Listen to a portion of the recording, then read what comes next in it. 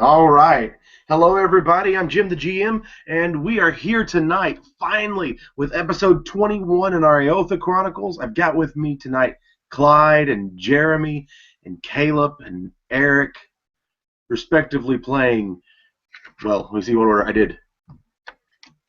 Garn and Edinburgh and Ryne and Bear, right? I didn't mix up Caleb and Eric? Maybe I did. It's all right. I'll let them introduce themselves. Go ahead, Eric. You start us off tonight. Hello, ladies and gentlemen. I am Eric, and I will be playing your friendly neighborhood barbarian, half orc barbarian druid, High Kilgore Grim Bear, or for those that have been watching from the time I have joined our band, just simply known as Bear. Awesome. Go ahead, Clyde. I have returned from the denizen of the hospitalitas, and I will be playing Garn Stonehelm, the Earth Genocide Ranger, and we will pass it to Edinburgh. I can hit the button. Alright. Hey guys, I'm Jeremy, and I am playing Sir Laurel Edgar Chaucer's Mon Edinburgh, valiant and honorable, and not very well rested knight of Latius. All right. I guess that leaves me. I'm playing Ryne tonight, the homeward bound sorcerer. He is excited to be in a territory that he is a little bit more familiar with. But yeah, I think the last thing we did was wind up in a cave, and so I guess we will see what happens from there. Wonderful.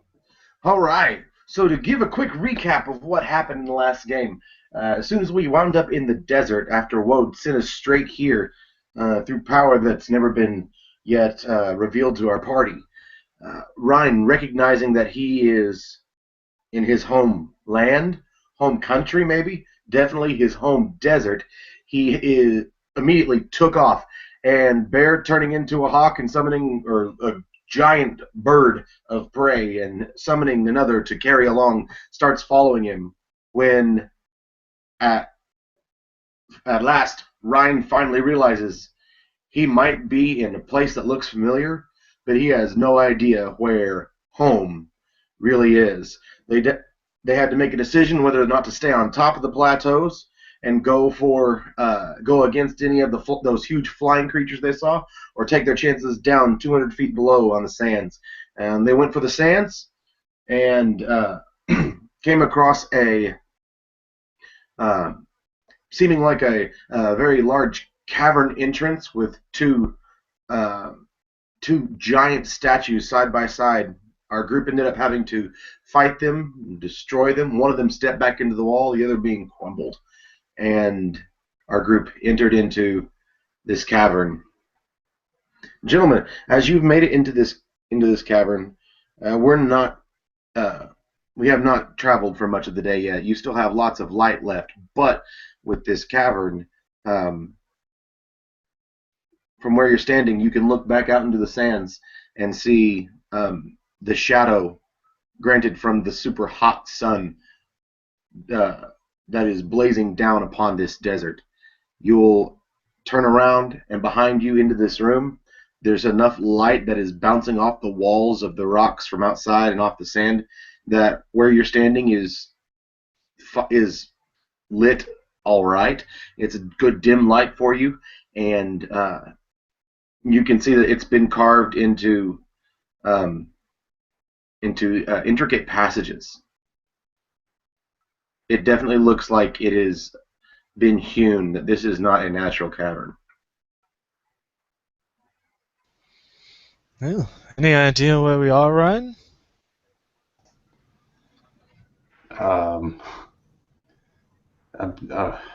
from this seems like it's very familiar, but specifically, sadly, no, I never really left our village, so I couldn't tell you how far or how close we might be.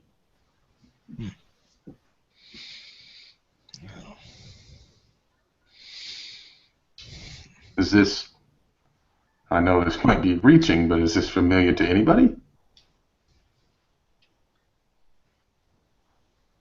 I've been in very many deserts, my friend. Of course, I'm sorry. Nor have I. So we're in here, Jim. Do I see like any passageways out? What's in here? Sorry, press the wrong button. From where you are, you can see that it's going to go further into this raised plateau. You're going to be able to go deeper into it, but you know that the natural light won't carry so far in. There are wall sconces spread out that torches could be placed inside, but it will go further into this huge stone pillar that you are inside of. So I would kind of follow the sconces along the wall and kind of prestidigitation then as I walk by to create more light. There aren't any torches in them as of right now. Oh, I see.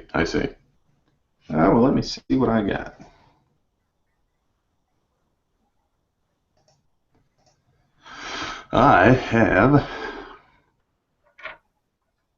I do have torches, so I'll put one into the first one I come across and click it on, and then walk 2 more sconces down, put another one in, and click it on, and see if that gives us a better idea of what's in here.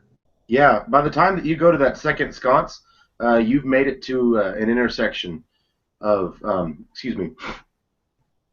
intersection of pathways leading off to the left and to the right and forward. You're finally starting to find doorways, and right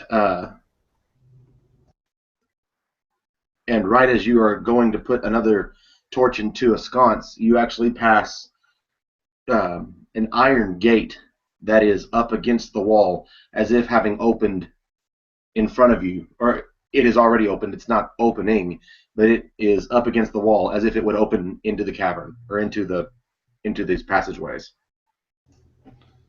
Can I see anything with my elven eyes? Perception roll.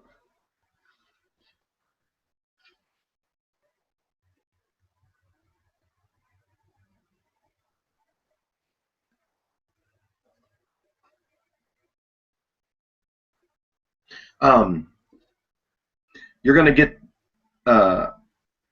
this place seems to have been seems to have been used recently. You find many footprints on the ground. Some of these seem to be very large, probably 1.5 feet long. These seem to be booted somehow, but or at least similar to boots that you would be wearing. But there also seems to be some other tracks, fewer than the booted tracks, of make a survival roll for me real quick. And if any of the rest of you are able to see, well, at this point you've got some light. If you've got the light and you're proficient in survival, you can make the roll as well. All right.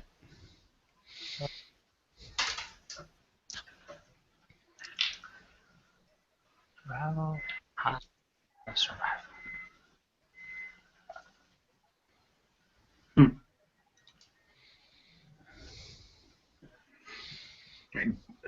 Edinburgh, looking around, you definitely see all of the foot tracks. You're able to see that there's a lot of the booted tracks, but these other tracks that are odd, you can't make out what they are. Ryne, you are looking at it even more dumbfounded as Edinburgh comes up and he's like, ah! And you look over at him hopingly, because to you, you're even more lost. Bear, Garn, you both look at it and at the same moment look at each other and you go, lizard folk? Recognizing these footprints. I look at I look at Gar and I go, lizard folk. Lizard folk. I would like to say real quick, just I don't know if Clyde sees it the same way that I do, but Clyde literally just looked in the direction of Eric. That's the way he's set up at the bottom of the screen. So, yeah, that was beautiful. Thank you. You're welcome. I take my being in character very serious. No, he's too far away for that, but you know. High five the edge of the screen. Got it. Yes, but upon hearing this, go ahead and make an investigation roll as well, gentlemen.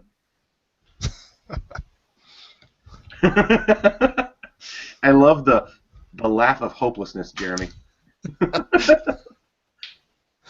You're like, ha, ha, ha, no. Edinburgh's like, yeah, lizard folk. Okay, what's that?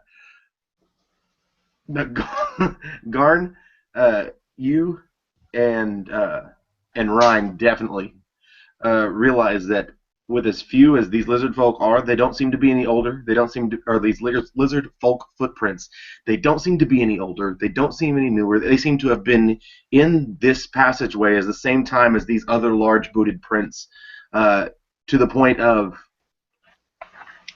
the only way that it could happen is that it could have been either they're working together as a small few of them with whatever these other large men are, or they're prisoners. Do we know if lizard folk are traditionally hostile or anything? Knowledge nature? Oh, nature. If they were monstrosity. Oh, Yep. hey. There we go. I believe I have knowledge. 18. Nature. Wow.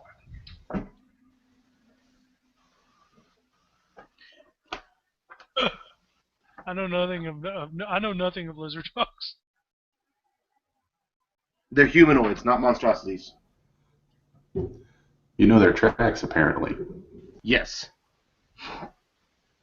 That's right, I can tell you that they're lizard folks, and I can tell you how old they are, but I can't tell you if they're hostile or not. Edinburgh, you know that in your years in the arena, you have fought one, maybe have seen another, and they were always very aggressive. You remember the time one specifically, even when the match was over, was in the middle of a bloodlust. Unlike that you have seen from your friend Bear, and continued to just hack away through its blade to the side and continue to try to just flay its opponent with its claws and hands. Yeah, certainly some aggressive bastards. Let's hope. Maybe they're far from here. There are some small chambers, doorways that you can see.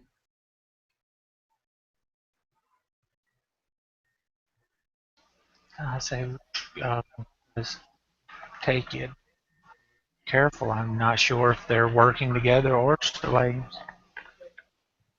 I did. All right. As you go to begin checking rooms and checking these other chambers, you find the open doorways, but instead of there being any wood to be act as a door, it's more like a cell grate. They have iron bars that will open and close and padlock, but for it to seem like a cell, it's you have a room with beds. There are buckets, obviously used for relieving oneself. They do seem empty. They are empty. There's no seeming to it. They're completely empty. Sorry for those of you at home wanting a little bit of a mystery there. You also will find them very well taken care of. These beds seem very large, about 8 feet long, 4 foot wide. You check another room, you find stores of preserved meats. Looking harder through it, you find no vegetation.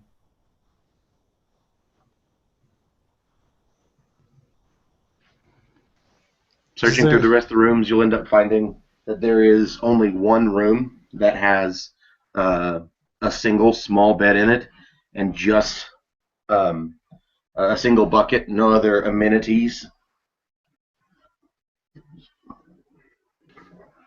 Okay, so we continue along the hallway. I guess follow the footprints. Okay. Is there any sort of ornamentation in the walls or anything like that? Any symbols, anything? Or is it just any kind of decoration at all?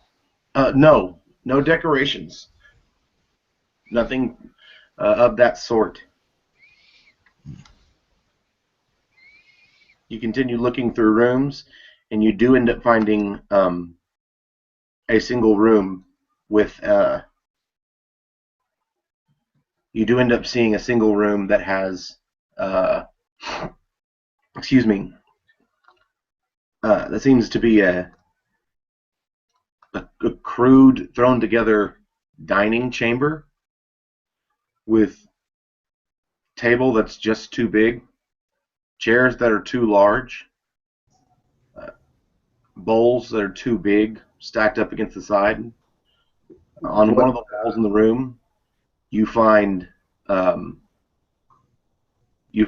shelf that's littered with a handful of books.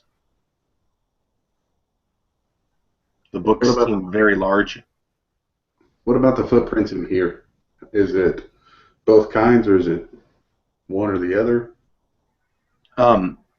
When you follow the lizardmen tracks, it goes to the far corner of the room where there's an iron loop in the ground,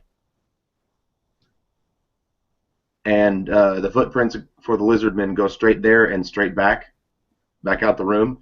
The booted footprints walk along the rest of this chamber. So we don't see any other way out of this chamber that we entered, that we came in? Correct. I'm thinking somebody's holding cells. So I would have to agree with you, Garn. It sounds about right.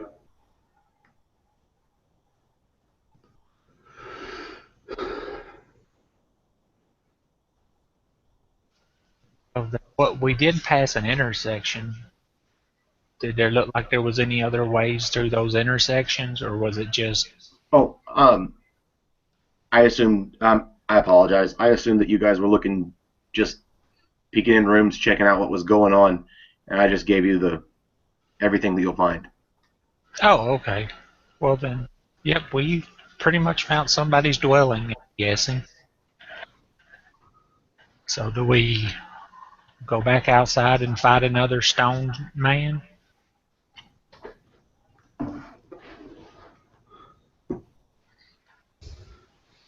If there's no other way through.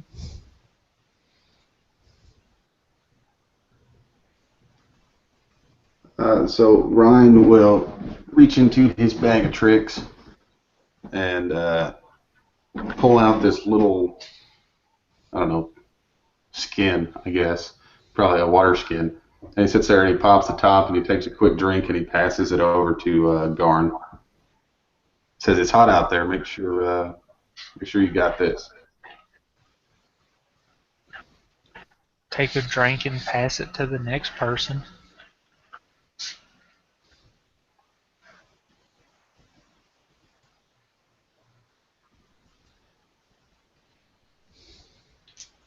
I'll swindle the drink and pass it on. Mm-hmm.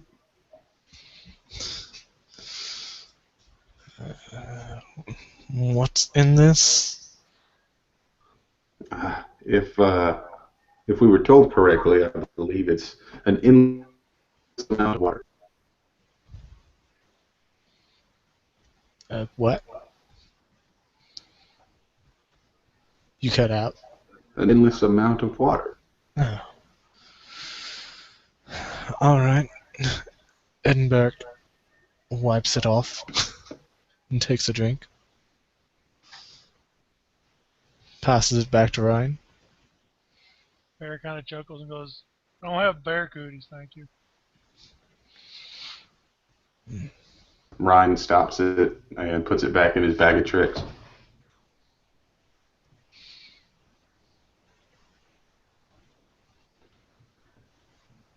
Well, I guess the search continues then. Shall we exit? Bear looks at Garn and the rest of the people and says, "Are we sure they're lizard folk?" Well, the footprints don't lie.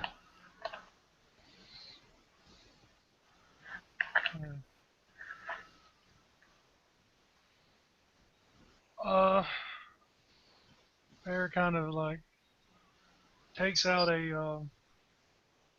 takes some of the water, asks Ryan to see the endless water flask, and Bear will take out his little small bowl, uh, fills it enough just to fill the bottom, if Ryan lets him, fills the bottom, and he'll cork it and hand it back to him, and um, Bear will cast the spell Locate Creature, and I believe I've succeeded on my nature check to know what lizard folk are, right?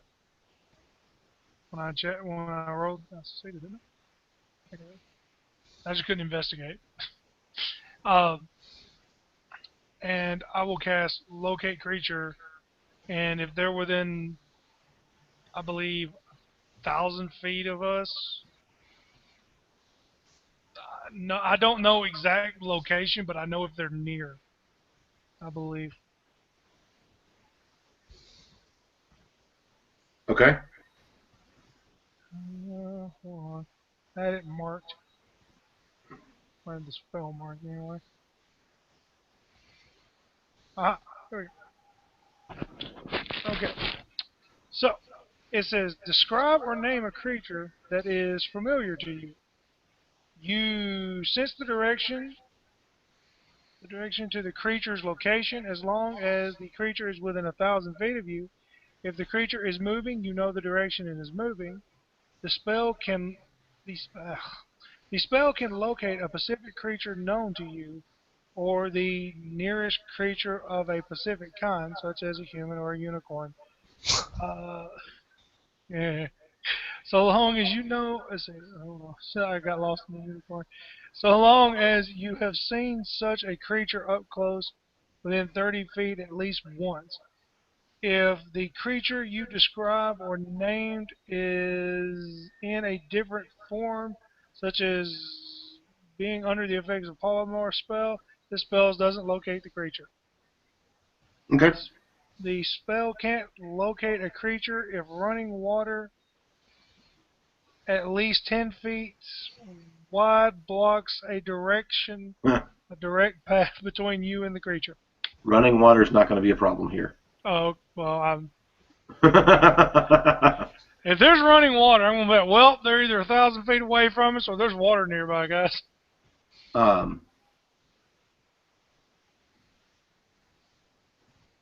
Yeah, you get a ping. Bear will, if he senses a direction, I will point out the general direction of where Bear feels his ping come from. The ping feels like it's coming from not necessarily right out of this passageway, but kind of in that direction. Well, I look at the other guy. I look at the guys. I said, it's coming from that direction. Says, we could either follow these gentlemen. Or there's a stone thingy outside. There's a stone creature outside. Jim, am I familiar enough with the denizens of the desert to try and place what might be with these lizard folk? Yes, you would. You're familiar enough to know that the lizard folk, depending on what kind of what the purpose of the group is, if it's just a small scouting party, there may be 2 or 3 of the lizard folk at most. If they are out to raid, it could be anywhere from 15 to 20. But you know that always they have these small, well, smaller to them, lizards that are extremely long and have been known to spit fire.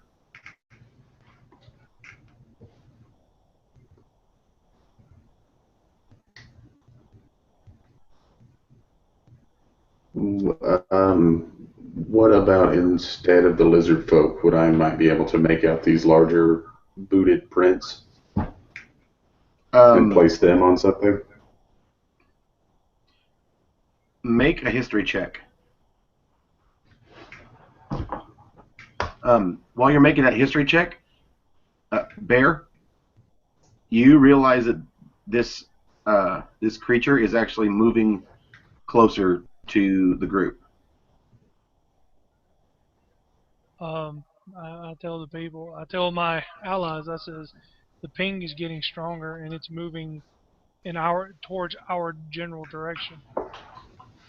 Edinburgh will draw his sword. Yep, I will. My axe off of my back. Like, how strong of a ping is it? It feels about 650 feet away from you. Oh, okay. Because when I say I poured it in the water, I kind of picture like the Jurassic Park thing, you know, in the bottom of it, it's like bing, Yeah. bing. Chaos. Now, Ryne. Yes. There is something sticks with you while you're just trying to think of what they could be. But you only know of them from stories. Those stories have always been very closely linked with Locial. And everybody else can go ahead and make a knowledge roll for me as well. Or excuse me, not knowledge, history. The creatures were once like you. They were once a group of people who were, they called them, they were the sand people, whereas your people were the people of the sky living up at the tops of the plateaus. These people lived at the sand level. There was an issue, a fight at some point, as the story goes, that the lizard folk were going to demolish, absolutely destroy the largest city, as it were, of these people that lived on the sand. And Locial appeared to their leader and told him that she could make a deal. She would give them the power that they needed to destroy them, not just hold off the lizard folk, but fight them back and guarantee that they would never come back to hurt this city again. Being completely overwhelmed with the prospect of peace for his people, agreed for no questions. And she made the people these 7-foot tall, just mountains of men and women. And they used this newfound strength to easily swat away and crush the lizard folk, ultimately saving their city of 1,200 people. When it was finished, Locial reappeared, almost immediately, standing amongst the bodies of the lizard folk. And she said it was time for the leader to make good on his deal and give her what she wants. And he asked what it was. And she looked at him, smiled, told him to come down to her level, so he dropped to a knee. He walked up to her, whispered into her ear, or she whispered into his ear. He drew away. The stories say that disgust and rage were all in his face. He reared back his hammer and went to swing at her. But she, with a finger, stops it, pushes it away, reaches up, flicks him in the forehead, and you hear a loud crack as his head bends back completely up against his back, and he falls over. On that day, it is said that she looked at the masses of these once humans, now giant-like people, and told them that because of their deed, because of their lust to win a war, because of their desire for power, that they will forever keep it and will be cursed to keep these forms.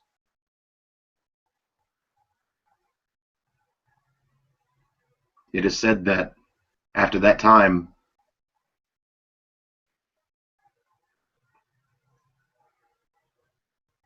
they dispersed, that none remained. In fact, Bear, Garn, and Ryne, once, a long time ago, right while you were standing in line to make it into Eotha, somebody who matches this description stood with you covered in furs.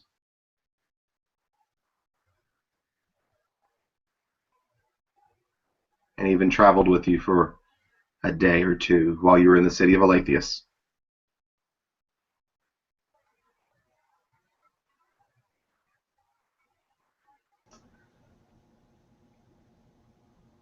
Ryne kind of has been bent over the footprints, running his hands, stretching around the outside of it, kind of tracing a line, and says, I didn't think it was real, but it seems they might still be around. They must be. Yep.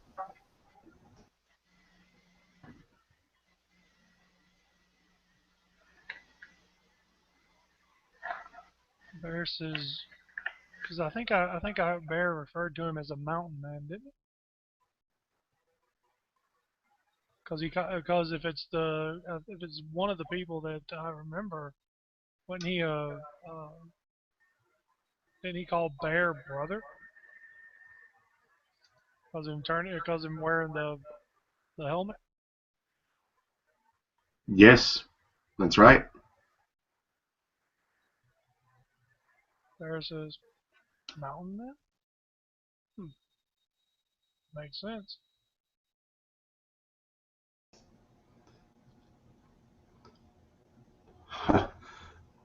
To be honest, I've heard the stories growing up.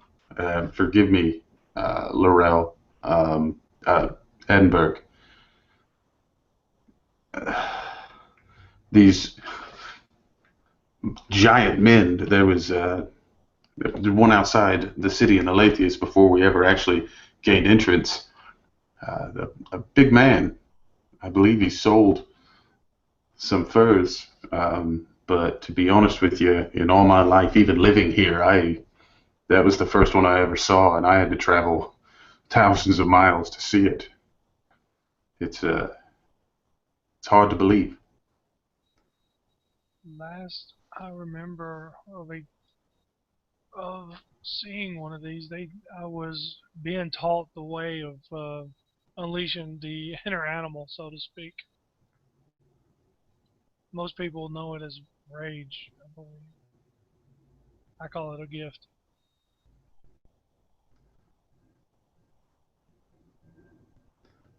Ryne looks over at Bear's bowl that he's still holding, and he looks at it and he looks up at Bear. Bear kind of, when he notices Ryan look at it, I kind of look down at my at the bowl as well and see if it's still pulsating of movement of the creature he had spoke of moving closer to him.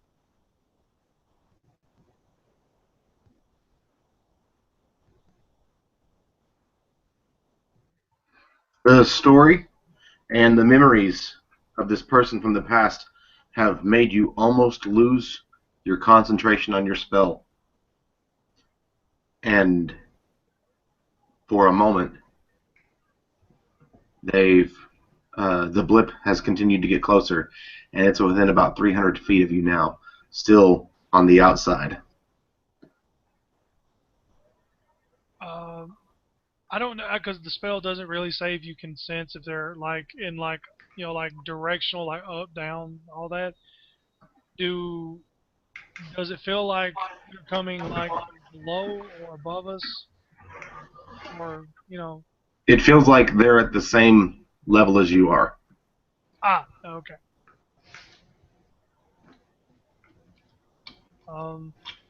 Bear says, standing around, is it going to make this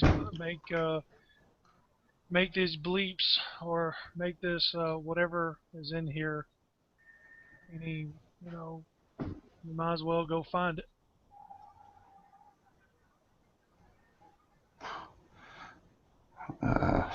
I'm not sure the cursed ones would be happy to see us, but at this point, I'm not sure we have a choice. Alright.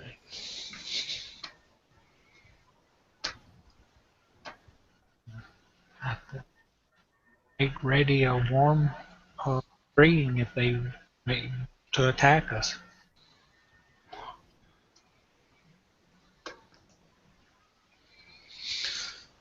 So be it.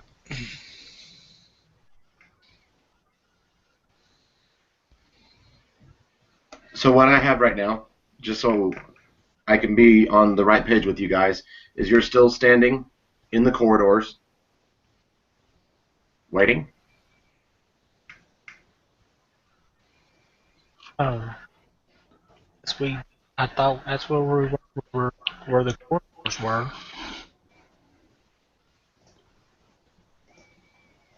Bear's with he's kind of just standing there with a bowl looking down at it. So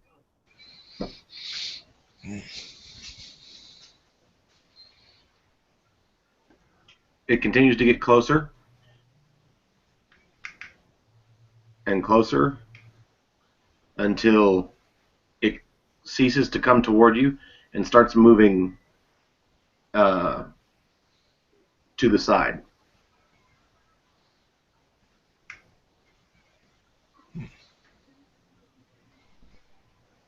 how far in actual distance would it be? At this point, it's only about 150 feet. Well, when Bear when they get within the 100 the 100 like 60, he'll kind of like when the bowl is bleeping and all that, he'll point in a direction where he feels it's coming from, and he just follows it. How many exits are in this area?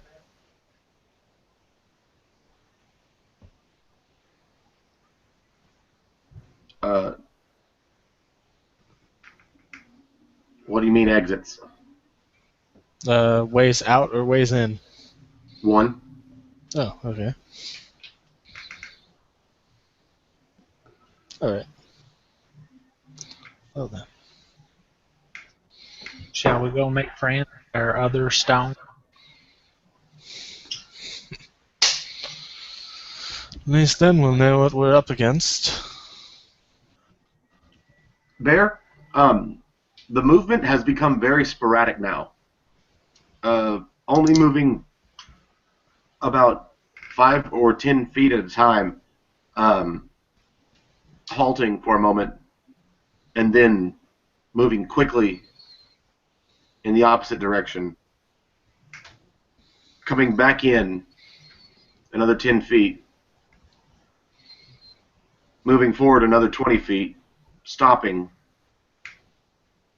I mean, everything up to this point has seemed pretty smooth motion-wise, and now it's very, very hectic and sporadic.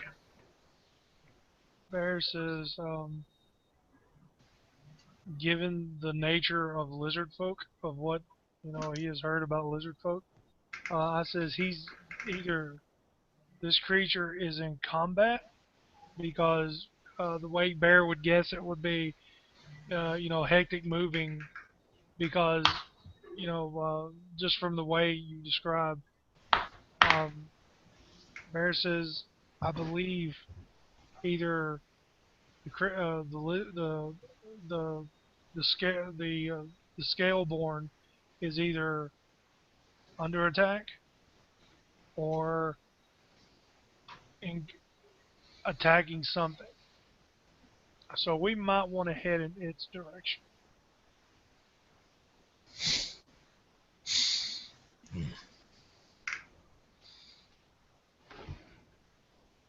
Yeah, Ryne kind of gathers himself and finally looks up from the bowl and begins heading towards the entry point to the cave. I'll follow behind him. Alright, let's let the wizard take the lead.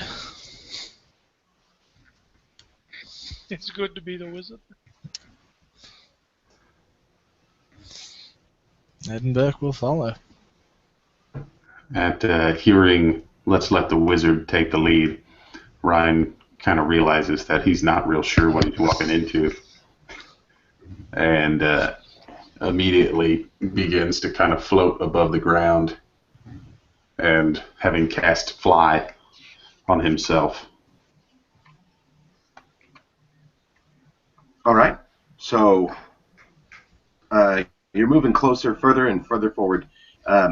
The bright light outside is causing it to be a little difficult to see since you're in the darkness.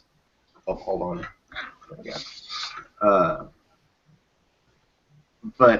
Excuse me. Ryne, finally, when you're about 40 feet from inside, from the edge of, from the exit of this passageway, you can see more crumbled rock outside. Bear, first, Ryne, you don't see any other creatures. You just see more crumbled stone. Bear, you're getting the continued ping from off to the left, about 40 feet from the entrance. I will point in the direction that I am feeling the ping. Ryne, he is pointing through the wall.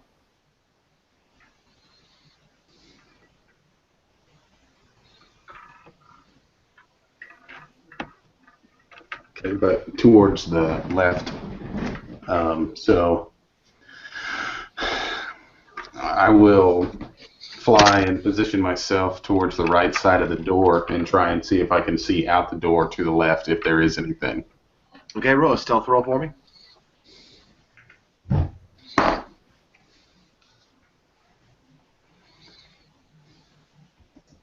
All right, so I am not bad.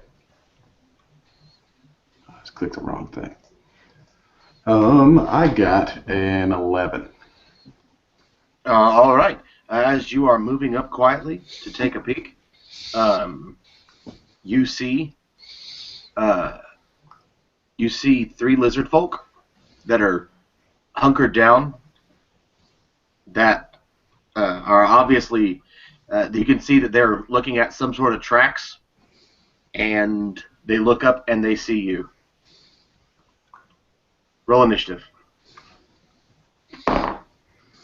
Boom. Ooh.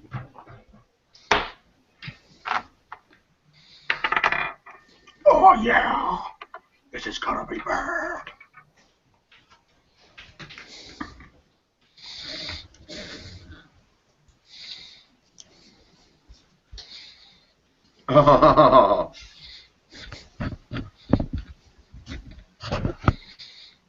I'm missing Caleb.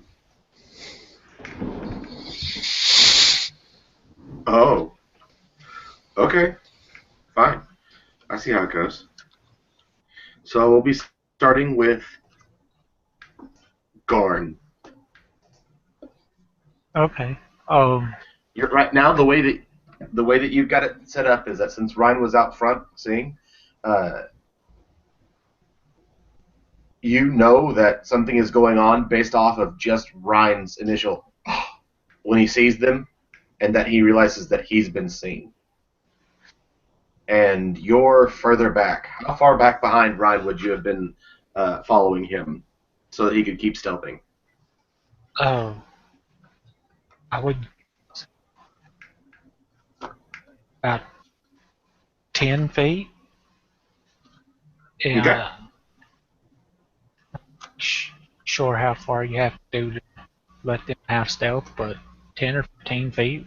Okay, cool. We'll do 10 feet.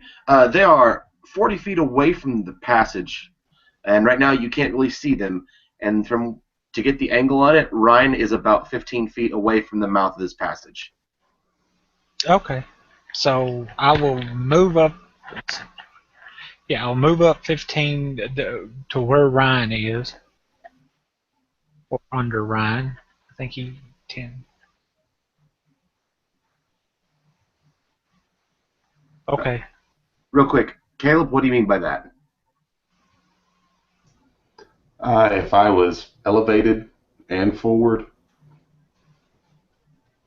I'm just talking about forward motion right now. okay.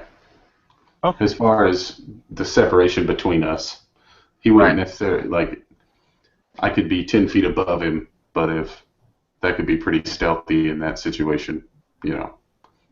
So, well, okay. Well, I'm still. I will move 10 foot up to the mouth of the cave, and when I see the lizards, I will finish out the rest of my movement to put myself between the lizards and a flying Ryne.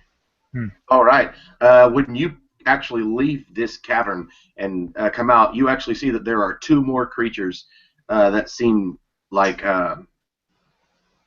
Komodo dragon-like, and their tongues are out of their mouth, and the tongues are searing the sand. I can already tell I'm not going to like this. Anything you want to do? I'm going to cast Hunter's Mark on one of the burning lizard tongues. Okay.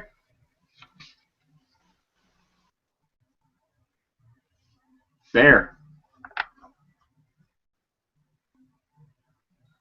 Well, seeing people just running up, Bear will move up to the corridor where Ryne is and look and see Garn.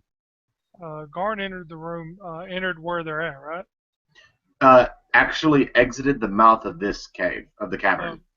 Well, I'll stand kind of back so if they don't see me, that'd be good, and wait to see what they do to those that they have seen. Okay. So I will, I guess, ready a spell. I can't say more than ready a spell. I'm going to, I guess, hold off and see what they do, how they react to those that they have seen. All right. What spell are you readying? And what's the trigger?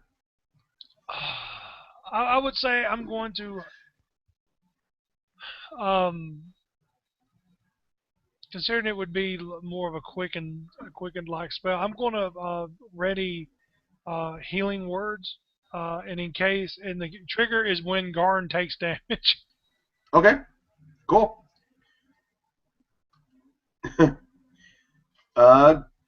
Garn, here it comes.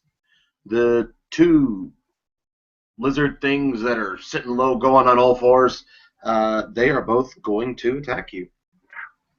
Go away. Can't you see I'm a No! statue? I stand perfectly still. I'm a statue. The first one makes its attack on you. All right, I'll take it. 21 to hit. It misses me completely. Yeah, and the second one I rolled a 19 on the die. They both miss me completely. Because you're a statue. Statue. All right. You watch as it and it spits hot fire at you, and you are scorched for 10 points of fire damage. That sets you. It sets off Bear's spell. Bear, when he sees Garn take the damage, he'll throw up a small healing word his direction, and Garn, you will heal 7 damage. Garn, I need you to also make a dexterity save for me. Okay.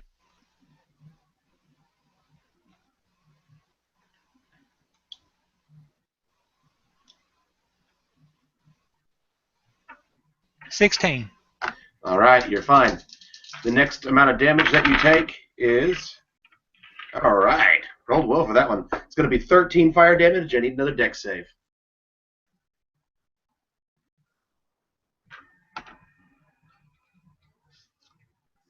Well, I have wasted my 20 for tonight. Thank you, Jim. It's beautiful. I loved it. It made me so happy. Edinburgh. You, from where you're standing, you can see as Garn has run out. Ryne had that "oh crap" look on his face. Bear ran up to the corner. You watched him as he did a very familiar set of actions or emotions as he started to cast a spell that's kept you alive more than once. And it's your turn. All right. So, do I see this thing that's attacking? Not yet. You're still back in the passageway. All right. Well, then I'm slowly moving forward. Then. Okay. How slow? Like stealth slow or just moving? I mean, or flavor. When Garn was going, I'm assuming he wasn't very stealthy, right? Not at all. Okay. Then he's not going to be worrying too much about stealth and more about defense. So, I mean, he's just maybe about 10 feet slower. Okay. Excuse me. That'll put you right outside of the mouth of the cave, having used your movement. All right. Then there's nothing in range. I guess I'm gonna dodge. Okay. Ryne.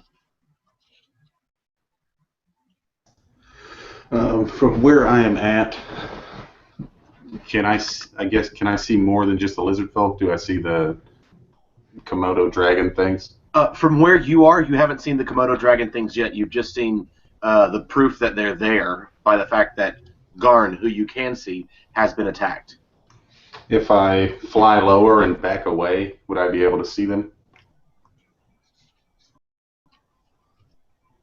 Or are they all the way out and around the corner and I can't see them?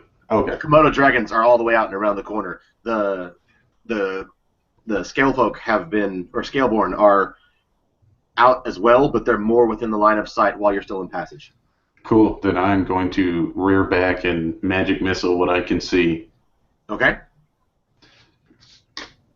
Let's see. So I've got a level 3 stored in the Ion Stone, so I'm going to use that. And I'm going to send these all at one person. Okay. All right. So I got 5, 9, 6. So 15 damage. 15. And All right.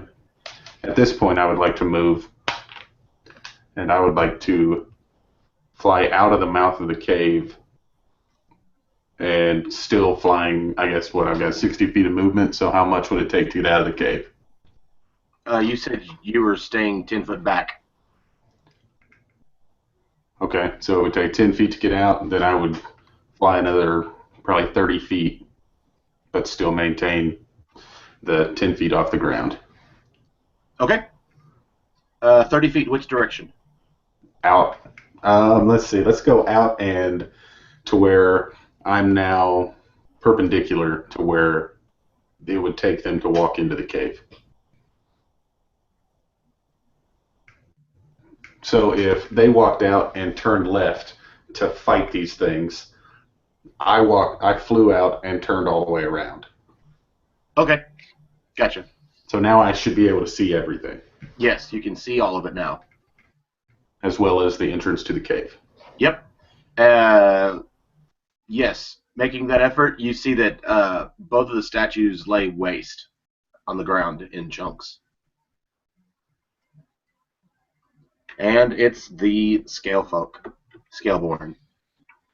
All three of them. Let's see. They have. Sweet. All right. They are going to. Two of them run up to Garn, and one of them is going to make his way all the way to Edinburgh. Garn, they're going after you.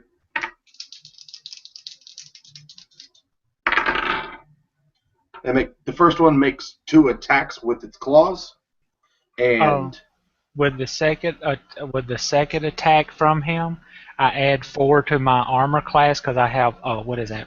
Mobile defense thing. okay. So the first attack is a 25, so it'll hit. The second attack is only a 15, so it'll miss. Okay. You will take. Oh, hold on.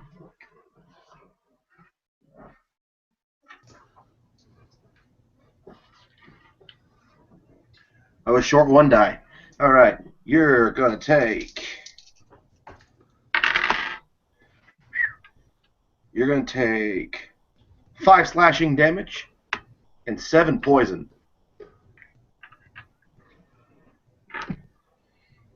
The next one attacks you 2 times. Do you keep this extra to your AC with these attacks? It's only versus each opponent. Like that one that attacked me twice, I get to add it to his second attack. The other dude, I won't get it to his first attack, but I will his second attack. Is that based off of whether they hit you or not? Or,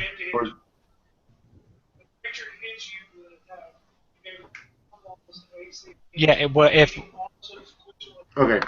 Well, this first one will miss you. I love that you're in the same place, Caleb. We got to do that sometime.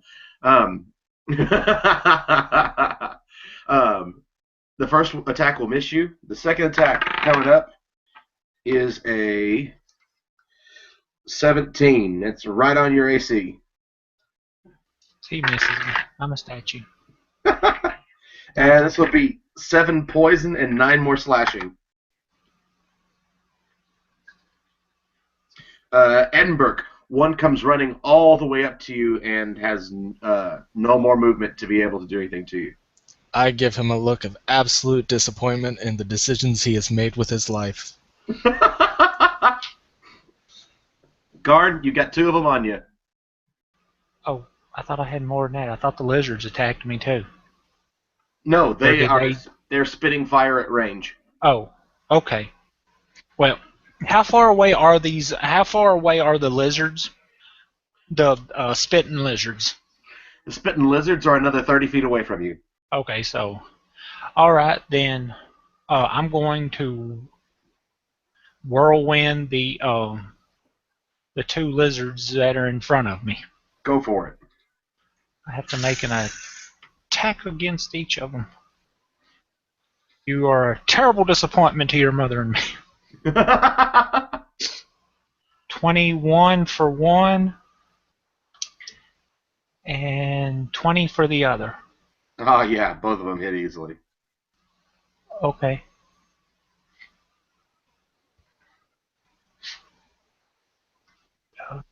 Your hunter's mark is not on either of these guys. It's on one of the spitting lizards. Right. I Yeah. forgot to change it, so it's okay. We will not beat you. 12 to 1. That sucks. Okay. Is that add your hunter's quarry or whatever to that one, or your what is it, Giant Slayer? No. Colossus Slayer. There we go, Colossus Slayer. Is this one of the ones that got damaged? This is the one that Ryne hit. The one that Ryne okay. hit ran up to you. So add whatever to that 12. Okay. So it was 7, 15, All right. and the one that's not damaged will take 17 damage. Thank you. All right. You dice. Bear.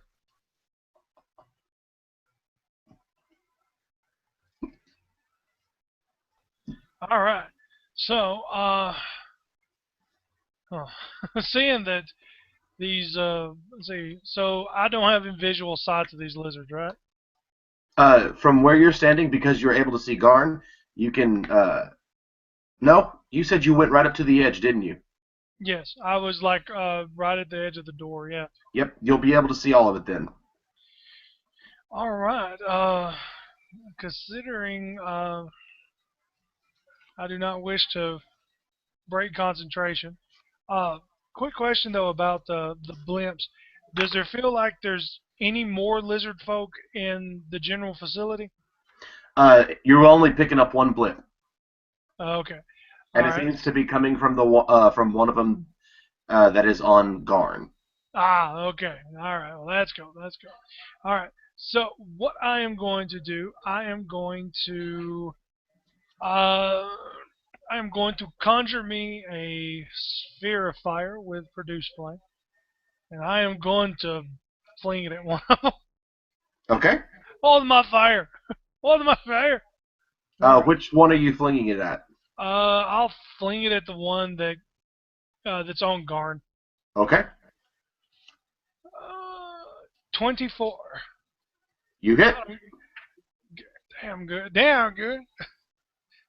Oh, damn. Okay, I can just bring this up instead of looking up the whole damn thing.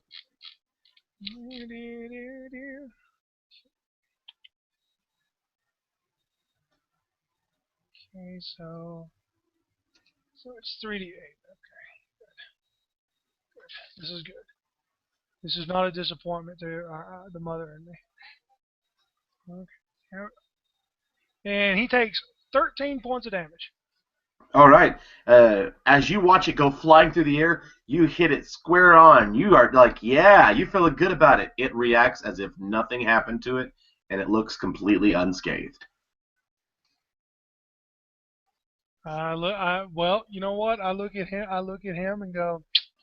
I just Brett Favre clapped the hell out of it. Like just like not even impressed. Like I Brett Favre clapped that thing to hell. All right. And they're up. Edinburgh. One of them's gonna fire at you. All right. That's gonna be a 25 total. I know. I'm surprised. I hit you. It's pretty incredible.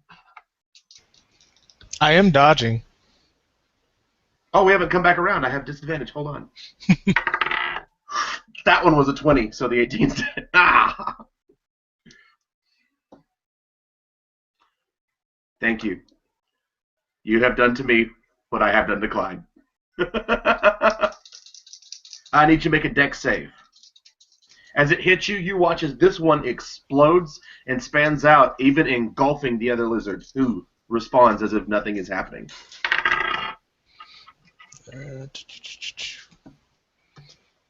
16. Got it. You are only going to take 9 fire damage. Garn. That's a 17 total, and your AC is... Look at my cards. Right on it again. So, make a dex save for me, and you're definitely taking 13 fire damage. 18. 18. You're good. Good. As the fire explodes, it engulfs the 2 around you as well, and they respond as if nothing's going on. Edinburgh, you dodgy son of a jerk. Go ahead. Alright. So this other lizard is within my reach. The one that's spitting fire, or the one? No, the one that was coming towards me. Yes, there's a Scaleborn within your reach. Yeah, so Edinburgh has just done everything he could to dodge this fire blast, but he's just staring down this lizard man, just charges him.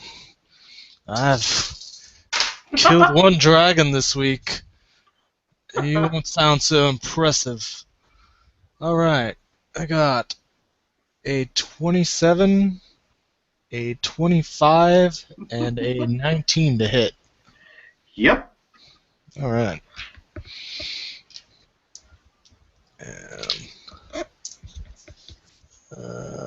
Missing one. There we go. Alright. So, first hit's going to do 15. Okay. Second one is going to be 16. And the last one is going to be 10. 10 points of damage. All right. With a magic weapon. Beautiful. I think it's great. Good job. Ryne, you are watching as these creatures are, these Komodos are absolutely spitting explosive balls of fire. There's so many things I could do. What's your passive intelligence? 10. Just 0. Yeah. 10?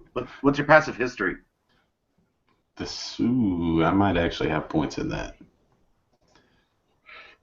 12. Actually, I guess. I need you to do this for me. Roll history with advantage. While he's doing that, it'll be the Scaleborn, then Garn.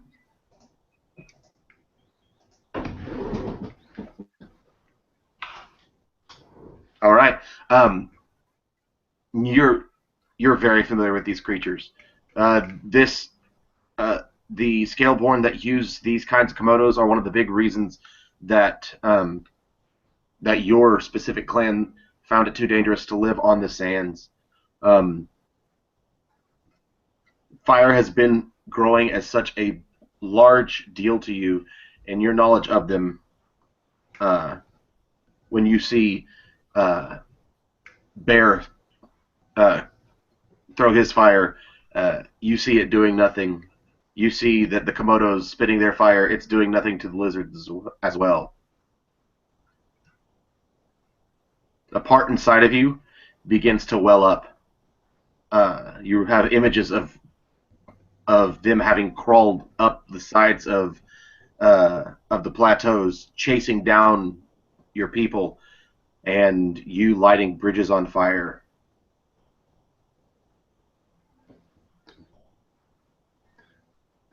That's one more thing I could do, I guess.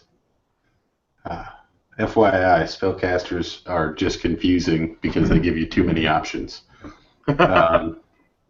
So yeah, because Ryne is proud, and you can't resist Ryne, whatever that means.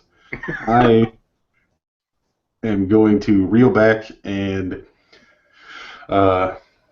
take the onyx focus off of my eye, holding it in my hand, and I open my palm up, and from it, these 3 little halos of fire basically appear. I grab the focus and turn my hand, and as I turn my hand, it shoots out as I'm going to cast Scorching Ray on, One of the ones on Garn. The one I haven't hit. Okay. So he's going to take 2d6 fire, non-resistible fire per ray here. So I'm going to... And actually, before we do anything, I need to roll to hit, don't I? Let's try that first. Forget what my modifier is. Sorry. Hit.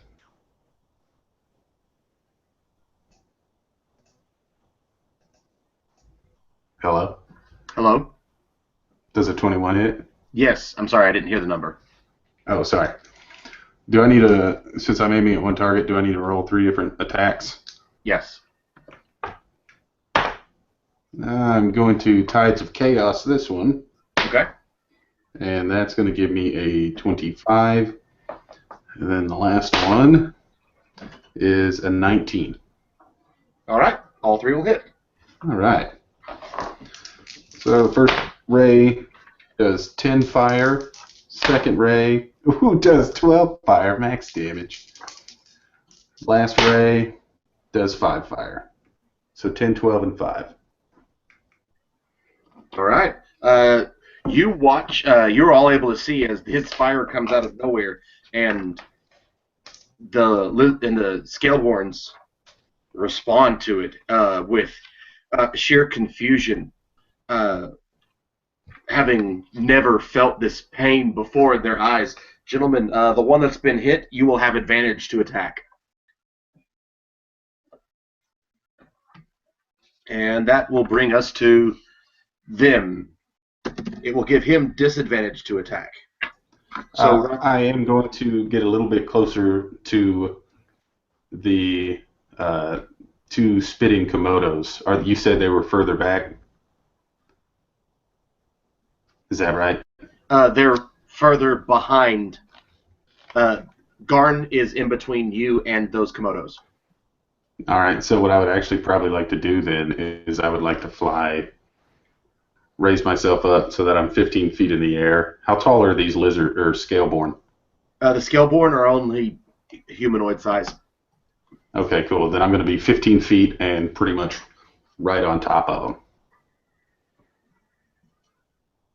All right, so you're only 15 feet above them? Correct. All right, wonderful. Here they come. 2 on Garn. The first one has disadvantage on both attacks. Oh, yuck. Okay, it's a 24 to hit you. So, where'd my die go? There it is. You're going to take 8 slashing damage and 9 poison from the first attack. Your AC goes up by what now? 4. 4. Okay. All right, and that's a 7 on the die. That one misses you. The next one, his attacks. That's crit. You're going to take 15 slashing and 13 poison. Edinburgh, on you. That's a nat 1. The nat 1, he goes after you. He goes to swing. And with that swing, he misses all out of the way. Falls prone, stands back up. And will make his second attack at disadvantage. Sweet. That's a 5 on the dice. Boom. He misses you completely. Garn. Okay, I will switch Hunter's Mark on one of these, and I will. I don't think you can. I think you. I think the way that it's read is that you have to, after killing a creature, you can do it. Okay, well then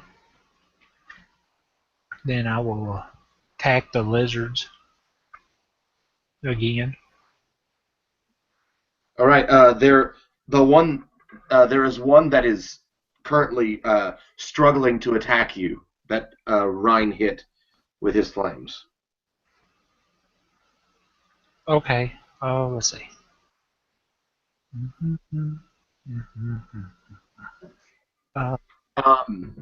Okay, it's my bad. I'll make sure you do it next time. What? Next time that you take damage, you'll have to make a concentration check on that. I can do it now if you want. No, that's my fault for forgetting. You still got it. Okay, well. It's all right. Actually, could I... Okay, I'm going to stop the concentration of the one on the lizard, on the Okay. spitting Komodo dragon. Use my bonus action to put it on the one that is not struggling to attack me. Okay. And could I do that? Yes. Then that's what I will do. Okay. And I will... Yeah, I will whirlwind the lizards again. All right.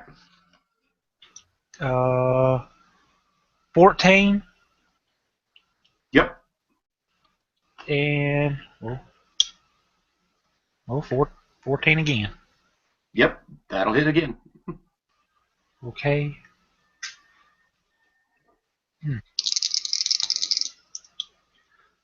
11, 14 damage to him, and the one who I can't use Colossal Select. I'm gonna do it one time around.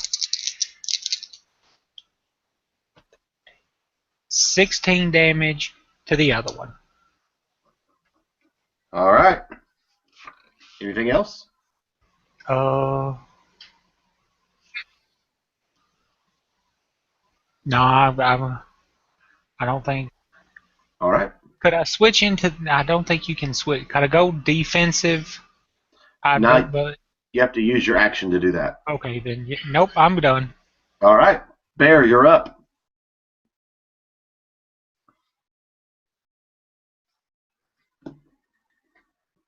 All right. So what I am going to do is I am going to heal Garn. On cast Cure Words or Cure Wounds. Yeah, Cure Words. He'll get 16 from that, and then bonus action Healing Words. He'll heal a grand total of 27 points of damage. 11. All right. 27 grand total. But anyway. Alright. And after that, I will be done. All right. It's up to the spitters, the Komodos. With Ryne flying above them, they see him as the threat, and they are going to attack Ryne. The first one attacks, and it's a 25 to hit. Second one attacks, and it's a 10 to hit. Yeah, go ahead. I was laughing at the 25. I was like, yeah, that hits me twice. Sorry. You will take 12 fire damage, and I need you to make a dex save, as well as a concentration check. All right, we're going to go dex save first. Cock die, going to re-roll that. Oh, I think I probably made the dex save here. 20 on the save. Yep, you save. And how much damage did you say I took? It was 12, so it's still a DC 10. DC 10. Ooh, I got 19 on the die. All right, you're still flying up in the air. That would have been a terrible place to fall. Edinburgh. So this one's still here, right? Yes, All very right. much so. Very much so. That's no fun. All right. So there was a crit there, and there was a 12 there, and there was a 18 there. All three hit. The 12 hits. Wow. All right. I didn't expect that. It's all right. Feeling good. I know. All right. Kill it. All right. Please help me. Let's see. Well then. Crit. The crit is going to do 23 points of damage. Okay. Second hit is going to do 15. Third hit is going to do 14. All right. The one in front of you is looking beat up. Something bad. And I spit on him. Ryne.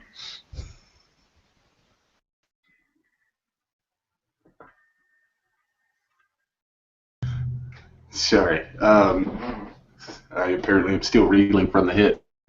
Uh, so Ryne, realizing the frailty of his flight, will actually go probably land about 20 feet away from where this is all going on, so that he's not an immediate threat in his eyes. 20 feet. Are you going? So you're going to put the Komodo Away dragon from the mouth of the cave. Okay, so Komodo dragons are between you and Garn and Edinburgh. Oh, so they were further. The way I was picturing it is you walk out and they're that way. They are. They're directly off to the left, whereas the Right. So they're further back since the rest of them came up. Right. So if I walked out of the cave and they're at 9 o'clock, I'm flying and landing around 11. And 20 feet away from them. You make that sound pretty terrible. No, I'm just clarifying what you're saying. That's what I'm saying. Okay. Seeing these two things as the greater threat to his friends as they just keep spitting hot fire named Dylon. That's what you should call these things. These Dylons? Dylons. Yeah, that's actually a pretty good name. We'll do Dylons. All right. Well, I'm going to target in my concentration on my flight spell. And first thing I'm going to do is I'm going to cast. Well, no, I'm not. Because I need to save the points. I am going to aim my focus at one of these Dylons, and all of a sudden I put my other hand up and I twin the spell so that it targets both of them, and I need them both to make charisma saves. What is the spell? Banishment. All right, cool. While they are making that save, I need you to roll in the wild magic surge table. I was just open to it. I could have been cheating. What is it? A D20 or a percentile? It's percentile. Okay, I got a 27. Give me the good news.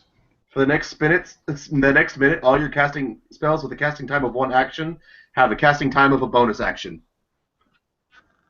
Nice. Does that apply immediately? No.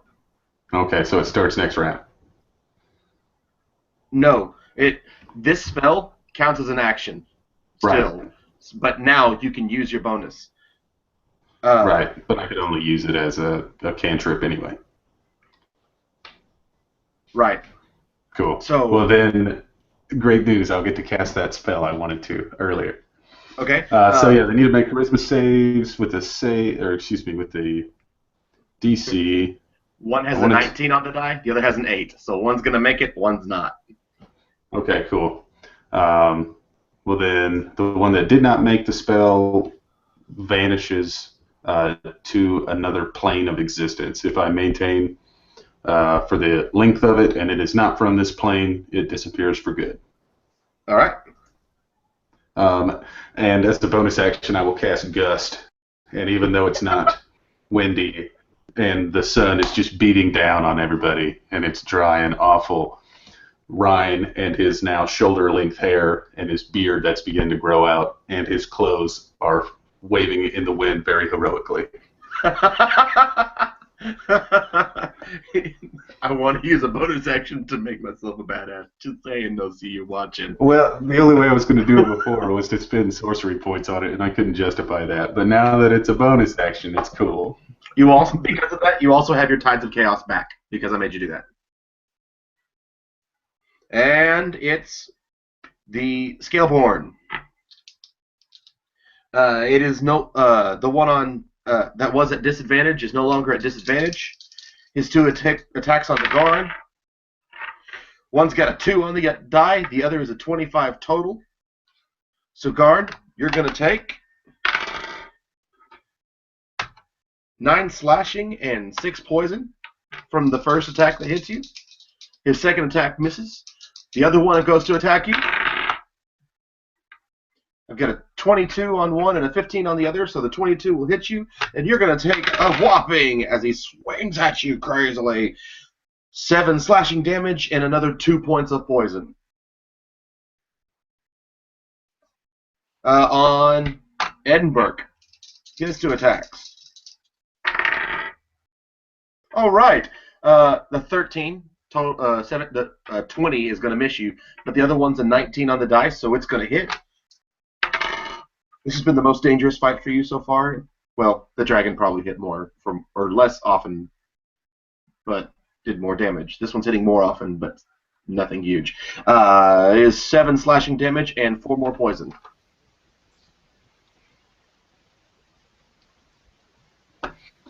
And it brings up Garn.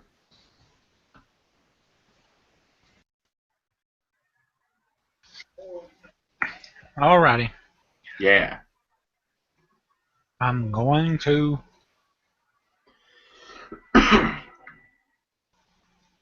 whirlwind again. Ready for you.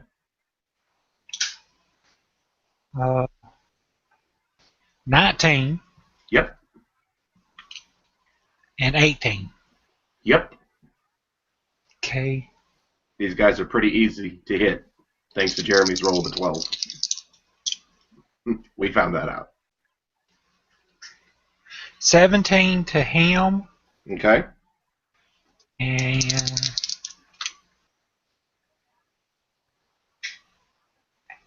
10 to the other one.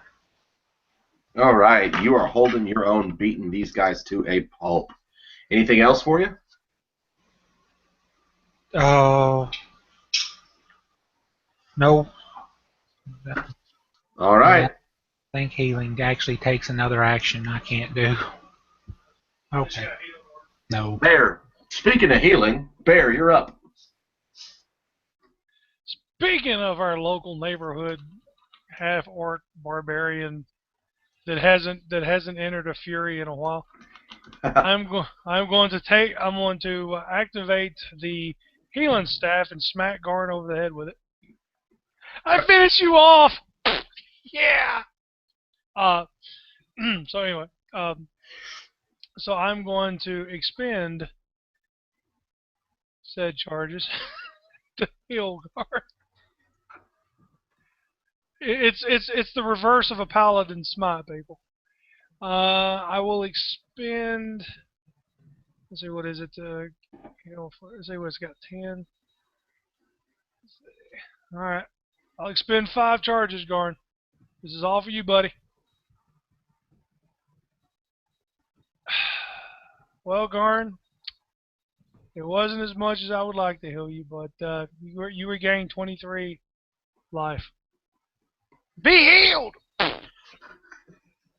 You with that hideous face. Be healed! So did you actually run up into this? No. I am peacefully standing back and going. Peacefully. I'm not a part of this at all. Ah! All right. Well, anything else for you then, Bear?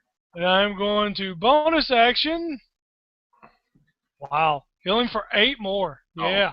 Oh. We're all over here going, is he going to turn into a bear? No? Okay. No. No, I can't. Not with my part. Not with Garn getting his ass kicked as bad. Garn, you busting my balls here, bro. I can't. I've not bared in a while. Awesome. Well, then it goes to the Dylons. The Dylons look over and they see the guy who's been attacking them, and they're going to start. Or there's one of them left, so he's going to start spitting his hot fire at Ryne. And that's an amazing 5 on the dice, so he's going to miss. Sorry. Could have been better. A whole lot more exciting. And he's going to then run up into melee with you. Sir Laurel, Edgar, Chasseurs, mon Edinburgh. Go ahead. Alright. So that thing bite me? Is that what the poison is? It's biting me? No, it's seeping from its claws. Oh. Little bastard. Alright. 16, 15, 14. Yes, yes, and yes. Alright. Low numbers. Let's see. There's a 14 and two 11s. All right. 14. So. All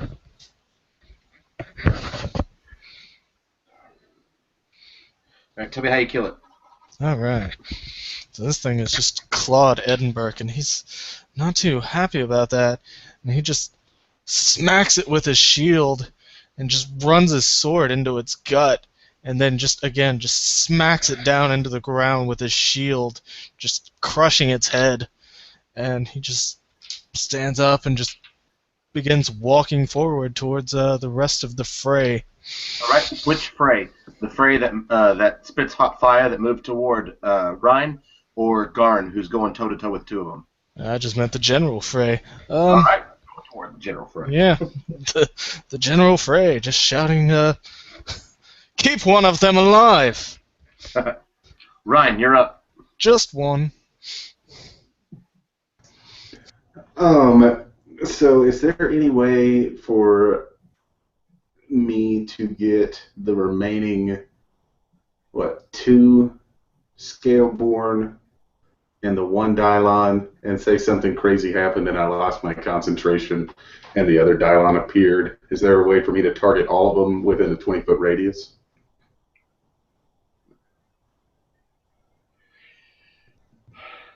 Like, say I threw a grenade Yes. in the middle. Yes. Okay, cool. Well, then I'm about to throw a grenade. The first thing I'm going to do is use a spell that's been on my sheet for a long time, but it goes totally against the fire. I'm going to use it.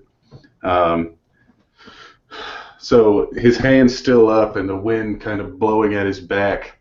You begin to see the sweat kind of running down Ryne for the first time in this heat. But it all pools up right in the middle of his head, almost making a third eye. And he grabs his glasses and he pulls off the bead of sweat, closes the glasses down, and launches a vitriolic sphere at that target location while dropping his concentration on the other spell to make it reappear. And anybody in that 20-foot radius needs to make a dex save. Okay. And I would like... Go ahead. No, it's all right. All I was going to say is I'm going to spend some points so that the one that reappears has disadvantage. Okay. Using my heightened spell. All right. Did you save DC 17? Oh, I need to roll. Good call. DC 17? DC 17. I got a 7 on my dice, by the way. Oh, to hit. Oh, no. Sorry. Okay, we'll start with the lizard folk first. One fails, one makes it. Another fails. The Komodo that's right on top of you saves. And the one that has disadvantage that reappeared. Wait, there's 3 of these Komodo things? There's 2 of the Komodos and one of them dropped. So it would have been disadvantage on the one that just saved. So the first 2 that are left on Garn are the ones that are going to be hit. I rolled for a third one that Edinburgh just killed. Okay. And that one would have missed. The second one, the Komodo that saved, I rolled another dice to get the disadvantage, and he failed as well. So one of them saved. All right. And it's the lizard folk. It's not any of the Komodos. Okay, cool. Well, good. Then in that case, on a failure, they're going to take 10 D4 acid, 5 D4 acid at the end of its next turn, and it can make a save. Yes, and it can make a save on its next turn to shake off this addition. Or no, that's not true. Sorry. It just takes 10 now and 5 later if it failed. Okay. And if it made it save, it takes half the initial 10d4. Sorry. First time I've cast it. So we're going to go with the 10d4 first. And that's 5, 8, 11 so far. This one's better. 23, 24 acid damage. And anybody who failed takes 5 at the end of their next 5d4 damage at the end of their next turn. Okay.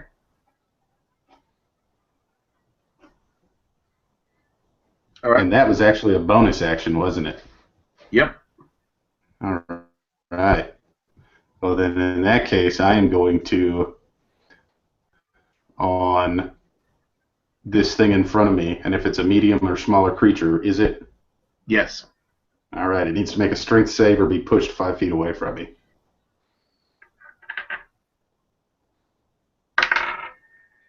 It fails. All right. So it's 5 feet further away. Can I sock it as an opportunity attack? No. You can't. Force movement does not draw opportunity attacks. Okay, then.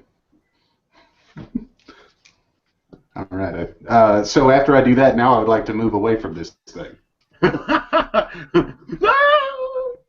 Aha. So now I'm going to run towards the shield of all shields while evading attacks, running over in the direction of Edinburgh.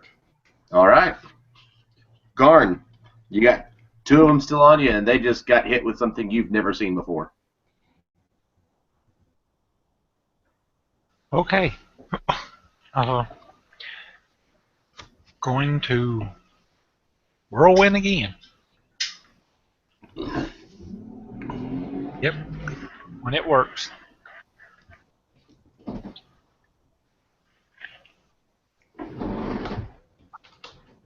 Okay. 12. Yep. Okay. 15. Okay. So 15. No, D12. Where'd you go? There you go.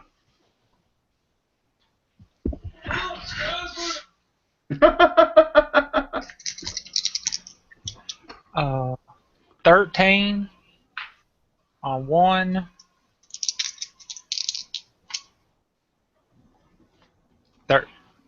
13 on the other. All right. Tell me how you kill the second one.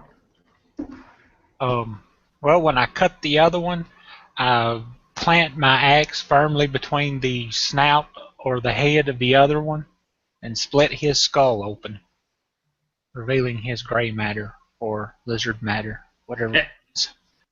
Love it. Bear. Well, oh Lord. So there's only one creature on Garn, and there's still the gathering of iguana thingies over on the other side. Yeah, that's right. So, judging by the look at Garn, was he hit recently? Garn, you look bloody. I'm bleeding, but not bad. Okay. There you go. All right then. So, Bear, knowing that his produced flame didn't do any damn thing, he's determined he's going to make these flame spitting lizards feel pain. So they need to give me, I think, a Constitution. Hold on. Frostbite. Yes, they need to give me a Constitution saving throw. DC. DC is 16, I believe. All right, I've got a 3 and an 18. Woohoo! Well, it's only one of them, so. Oh, I thought only one. Oh, no, I'm only shooting frostbite. I'm using the cantrip. Okay, let me re-roll that then, since it's obviously split. Let's see if you can get it. That time it's a 14. Okay, so that Okay. one fails for you. Okay, so he will take 3d6 points of cold damage of damage. For our French-speaking fans out there. He takes 8 points of damage. That is frost, and he has disadvantage on his next attack roll. All right. That'll be it. Beautiful. Well, it's their turn. Here we go. The first one that has disadvantage is going to fire at Garn. All right. Total of 14. It's going to miss. The second one is going to fire at Ryne as he's running by. 14. I will use my reaction to cast the shield spell, which increases my AC by 5. Roll that chaos dice. Oh, damn. Please, This one. is 16. Ah, I'm praying for ones. I want to see that. So far, we've not had anything bad happen on a roll of a 1 this entire 21 games. It's all been Keep like that up. pleasant or humorous or highly helpful. That's the way we like it. No potted plants would not survive in this heat. Yeah. And Sir Edinburgh, as the one who stays back, the one that fired for Garn stays back, the other one comes running up and joins Ryne. Wait, what? One of the Dylons runs up to Ryne as he's going toward the shield.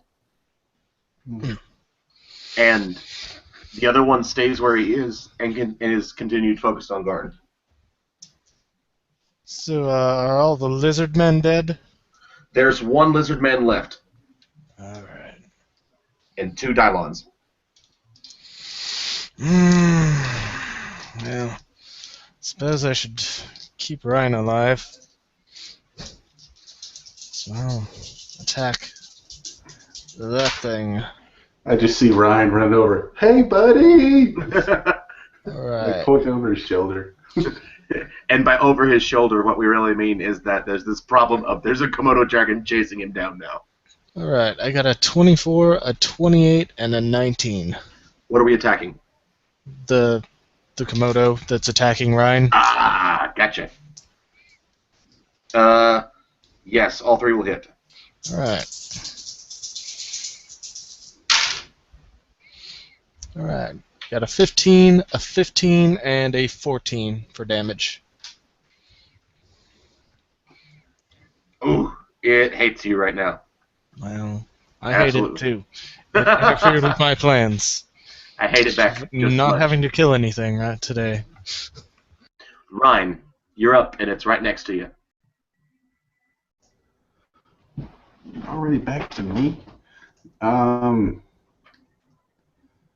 Yeah, everybody else is pretty quick on their turn. Jeez. I got so much stuff to read. I am going... I guess I'm going to turn this thing... What is it? Disadvantage or something like that when you cast in melee? What's the downside? Yeah, it's disadvantage if you make ranged attack rolls. Real quick, roll those 5d4s for me. Ah. I'm glad you remembered. Alright, so that's 4, 8, 10 damage All right, so to anybody who originally failed. that's enough to kill the one that Edinburgh just hit. So the one that came running up to you, it's about to bite at you, and Edinburgh whacks it, and it your spell ends up combining with it for its extra damage, and that one is now dead. Edinburgh, because that happened, do you want to use any of your movement, since you were right before Ryne, do you want to use any of your movement to head over to Garn? Yes. Yes, I would. All right, you're all within range, so you'll be able to finish off your movement, helping him in some way within reach of the Scaleborn. Ryne, go ahead. So there's only one now. There's one lizard folk and there's one Tylon. All right. I guess I'm gonna dump. I'm gonna magic missile the shit out of that Dylon. This game is like a Deadpool movie, children. That's right.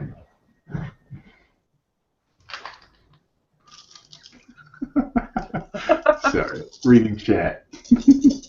He just walked away from that explosion and didn't even watch. He's so cool.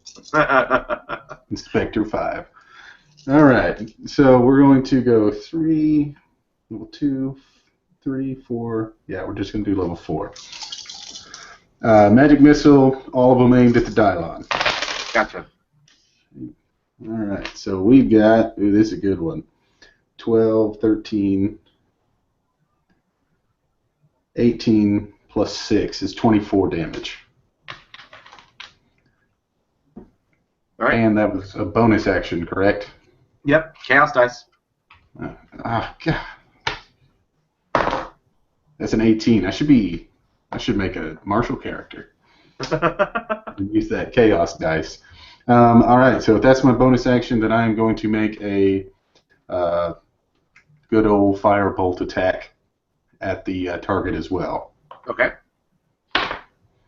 And that's a 22. Yep. That is, I believe, 3d10 now.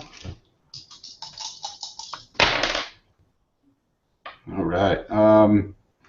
So 12, 18 damage. Fire, non-resistible.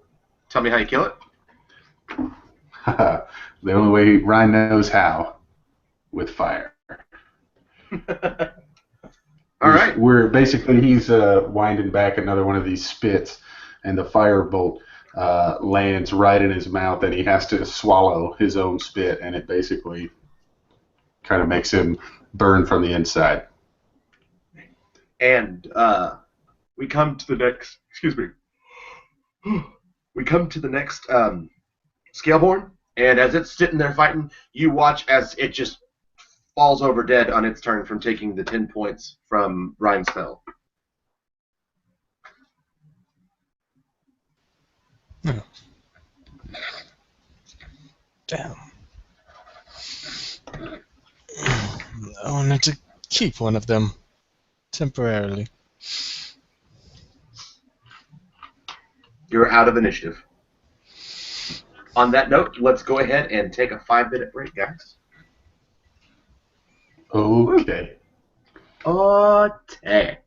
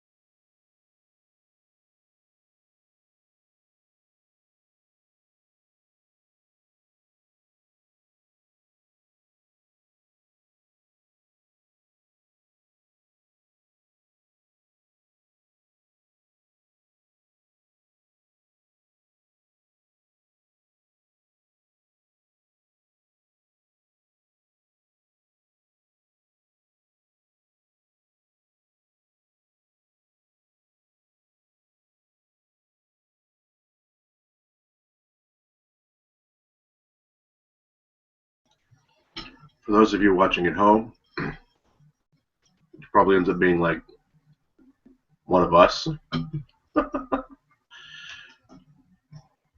Do you remember how good Cinnamon Life cereal is? I had forgotten. Saw a box on the cheap, and it wasn't even expired. Oh my gosh, I've eaten 3 bowls of it since I've gotten home today. It's so good. Do you want to hear how good it is?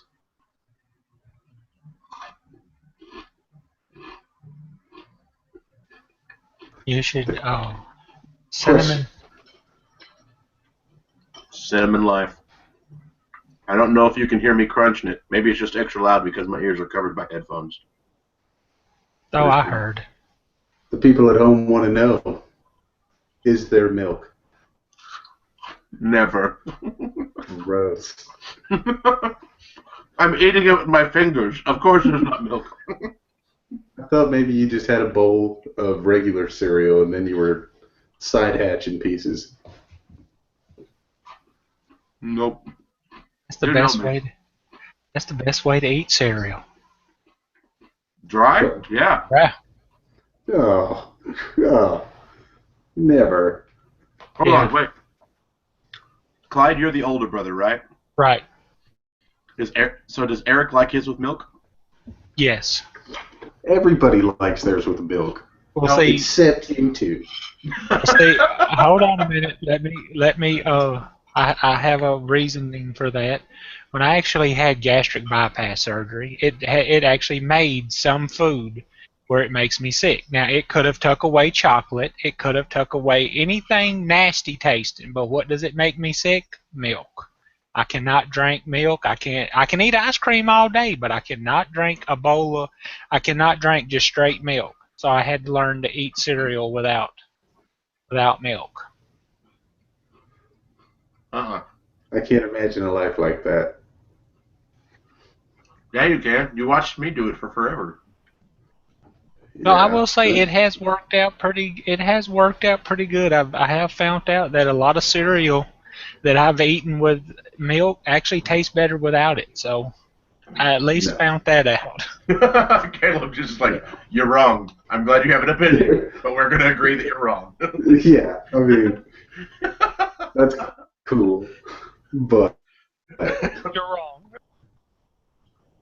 I can't imagine that there's any cereal that's actually better dry. There are cereals that are bad to begin with, but they are improved with milk. No!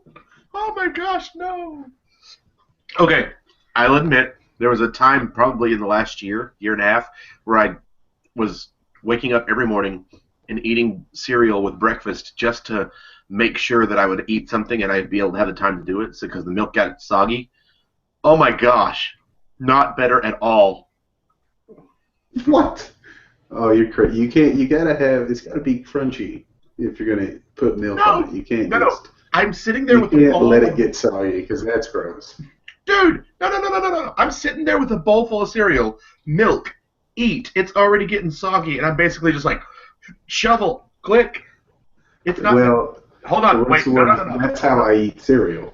No. Stop. There's only one way to solve this. Jeremy, you're the only one here who's not a brother. Milk or no milk? Depends on the cereal. Oh. Wrong Okay. answer. I usually eat milk. Oh, you lose 3 levels. Oh. Well, I was level 26, so that's okay. Well, see, to be honest, I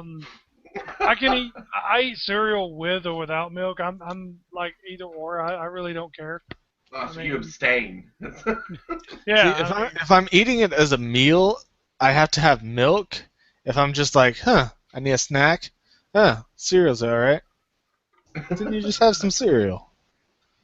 The most cereal I've ever had without milk is like 2 frosted mini wheats. That's it.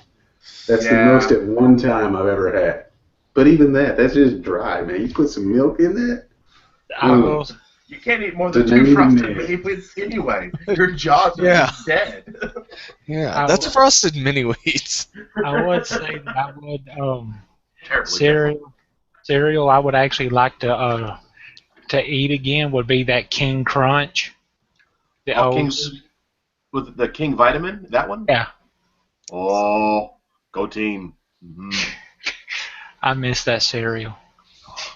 Every once in a while, you can find like a Kroger or something that's got it. Oh yeah. I'd All have right. to say my favorite one is Colossal Crunch. So yeah, You like your pink cereal, huh?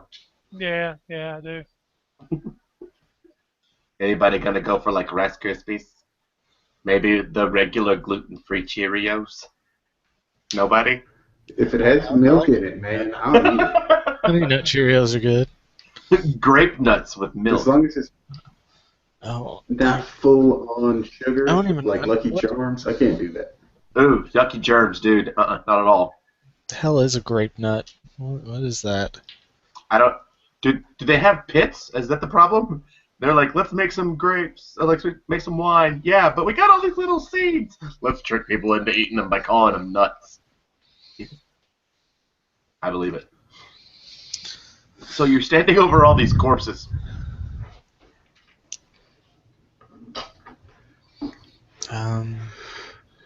They have any sort of armor on, or No well, I armor. guess they probably didn't have armor. Any clothing? No real clothing. They each have a satchel. Oh, that's still slung over one shoulder that hung down by the hip. Let's check out some satchels. Cool. In the satchels, you find, you find water skin. You find some preserved, dried out meat, as well as a little bit of vegetation. And you find some devices that look oddly like crude compasses. Obviously, the materials to make a compass like what you're used to, Edinburgh, are not out here. Oh, I don't have a compass, but I do have a sense of direction. I'll keep one of the compasses, and I'm also going to rip one of their teeth out. Okay. A large tooth. Is the bowl of water, is it subsided, disappeared, nothing, nada? Nothing. Alright, well, Bear will drop the spell then. All right. Ryan will look over them, probably narrow-mindedly looking for clues or something that would maybe lead him to where he is from. Anything like that, like maybe they're carrying something, whatever. Say that again. So he's looking for, like, he's trying to see if these specific ones might have possibly been where he's from recently. Any spoils from that? Like No. I say, it's a pretty narrow search. No. You don't find any spoils of places of anywhere that looks familiar. Okay. Then he would turn to the group and relay the message that the smaller parties like this tend to be scouts, and that they might have been looking for whoever was being kept prisoner here. Oh, Bear says, I wonder if there's a mountain, one of the mountain folk around. Because wasn't that kind of what the footprint we saw was?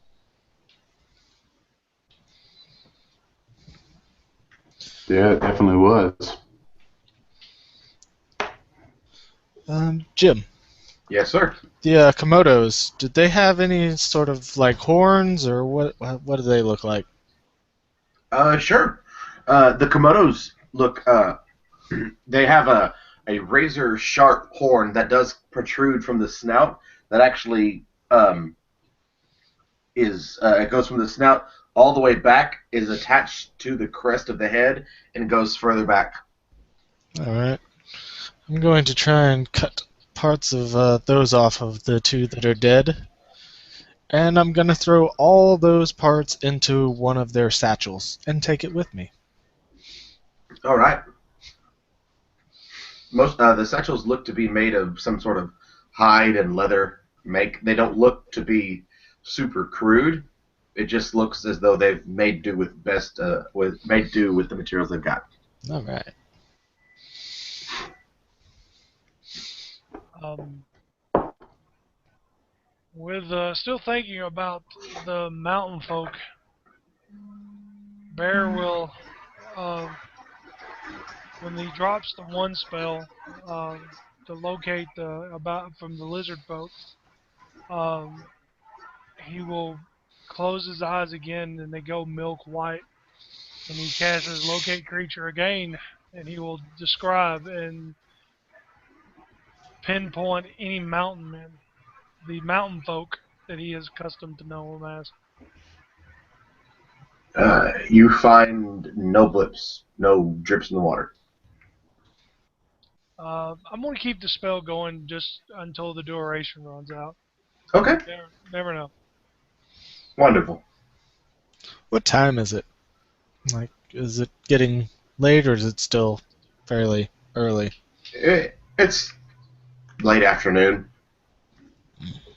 4 o'clock ish. What you're feeling, based off of your test of the sun, Crocodile Dundee style. That's right. Who's got the watch?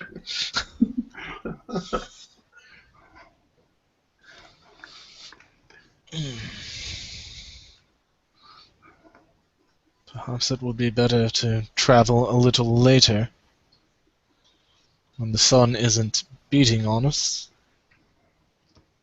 Ryne, you know that you're pretty much stuck in a crapshoot with the weather here.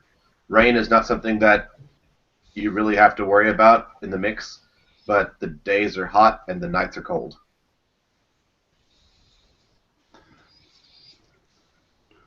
Ryan says, I bet you all would really appreciate it around here at night. It's beautiful. It's more your style. If we need to stay in this cave, I don't know if that's a great idea considering a scouting party just came, but perhaps we can find another.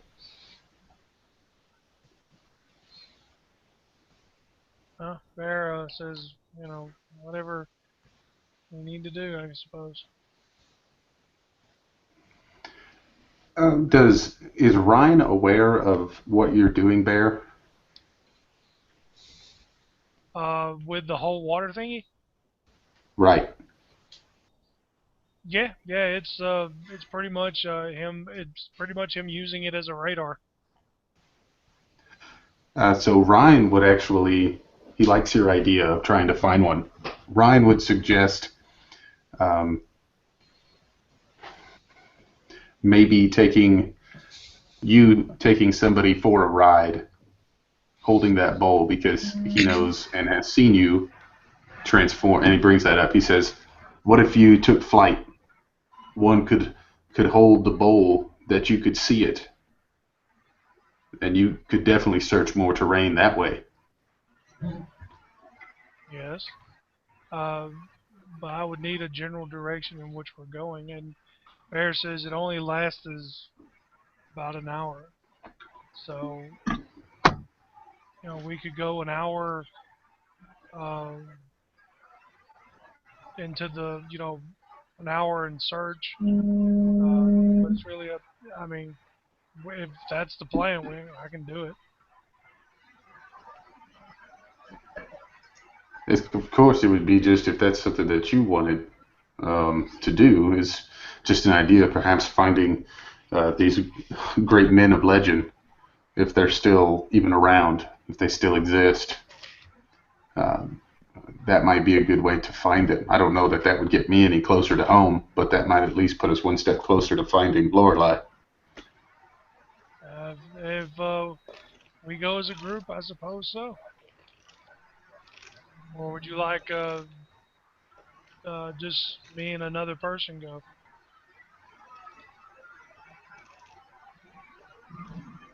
Uh, if it's you and another person, I think it would be best if you took someone, and he kind of looks towards Gorn and he looks towards Edinburgh. Uh, what's hefty, beefy? I might not be the best person to travel with you because if we get stuck somewhere, I'm not sure how quickly we could get out. Well, I could let Garn stay here because last time he's not done it in a while, but I'm sure Garn has some, in case bad things happen, has some sort of healing capability. Edinburgh, do you have any opinion on this matter? Gorn, would you like to go? I just want to get out of this desert. I'm gonna speed that up.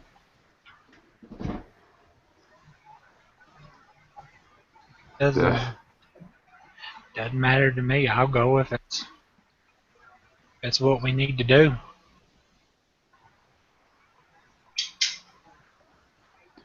If anybody has a better idea, by all means. I'm just spitballing here. I don't really know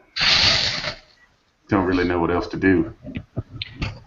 Well, I don't see us if we could probably follow these lizards, but I'm not sure how close to civilization that's going to take us. My guess is it's not going to take us anywhere but right back where they came from, and that might not be what we want to walk into. So I think you're probably right about doing that, or not doing that. Well, why not we follow the tracks of which way in the direction that the tracks are heading? Maybe that could do it. That would give us sort of a lead on which way to go. Kind of referring to the radar thing. I'm on board for whatever the plan is.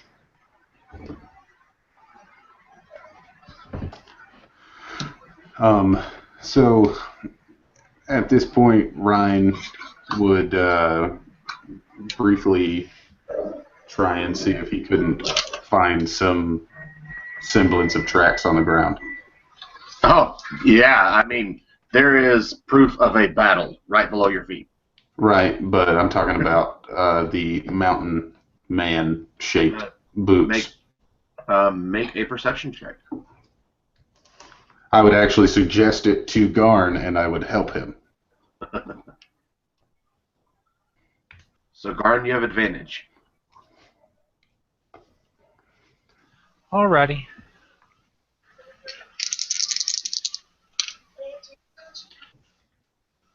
$25.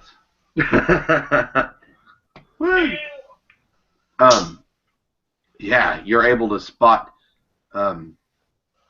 tracks that had led out of here and gone to the right.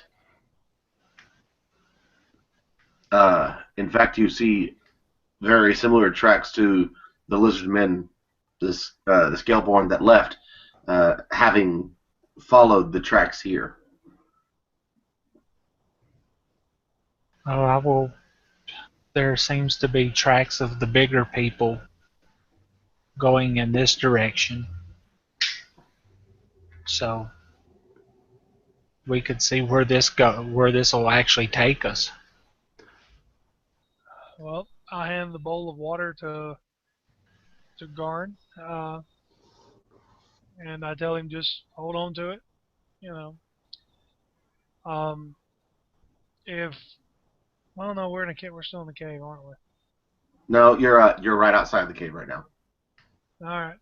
Well, with that, Bear will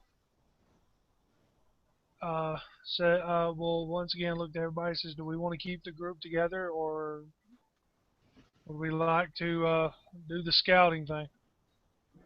It makes no difference to me. I've got a few extra summon. I've got a few summons left in me."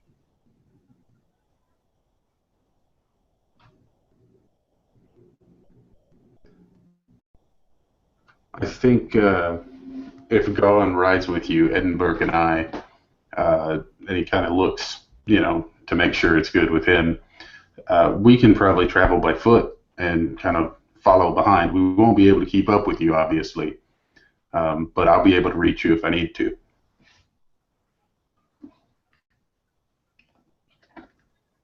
Alrighty then. And with that, Bear will shift into a rideable bird, giant eagle, I suppose. Very funny.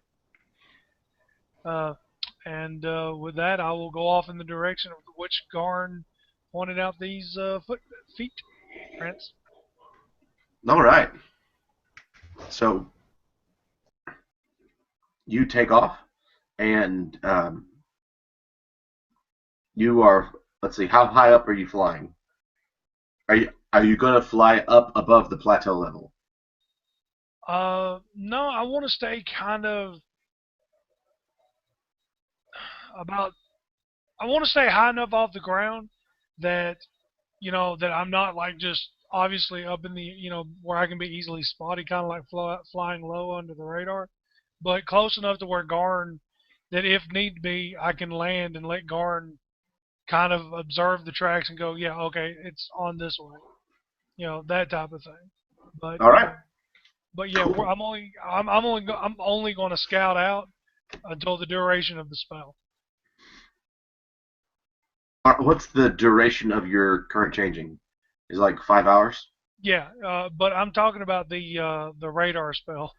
Oh, Yeah, it's okay. like an hour. Right. So, yeah. Okay. So, so you're flying at a low enough altitude that Garn can see and follow tracks, and that you'll be able to get down, but without being too high as to draw attention above the plateaus. Um, Before I move on, I apologize. Ryne and Edinburgh, what's going on? Because uh, y'all are going to be moving slower. Yeah, so Ryan, as we kind of start heading in the same direction, kind of keeping the bird in our focus, Ryan turns to Edinburgh and he says, Sir Laurel, since we have this time, do you mind if I get something off my chest? What is it? I just, all of this, it's just kind of brought up a lot of old memories, and seeing Bear use his staff, it reminds me of the first time that you and I met. Do you remember that? Ah, yes, that's the king's table. It was actually a little bit before that. You called me a shopkeep. I was working for Master Von Claude in his shop, and you came in looking for some potions. Oh, And, right. Yeah. It's all right Oh. that you don't remember that. But I just, all of this is just kind of stirring up those memory. Other things come to mind. That look that you kind of gave everybody when your arrow pierced that door, and you just kind of shrugged your shoulders at us, and Bear gave you the name Doorslayer at that moment. This just that kind of stuff is just kind of coming back to me. And at that point, Ryan reaches over and he reaches into his bag of tricks, and he pulls out one of those chakrams that was given to him by Valsafar. And he sits there and he holds it in both hands, kind of looking through the center of it and going around the outside of it. And he says, I don't know what it is you seek, whether it's money or fame or renown. But whatever it is, I want you to know that you'll always be a legend, if to nobody else, to me and to the people I tell you about. And then he extends the chakram as to give it to you. Edinburgh takes the chakram in his hand. At this point, there's just something driving me. Whatever it is that this Mim and Garn and what Malafalua said about the Edinburghs.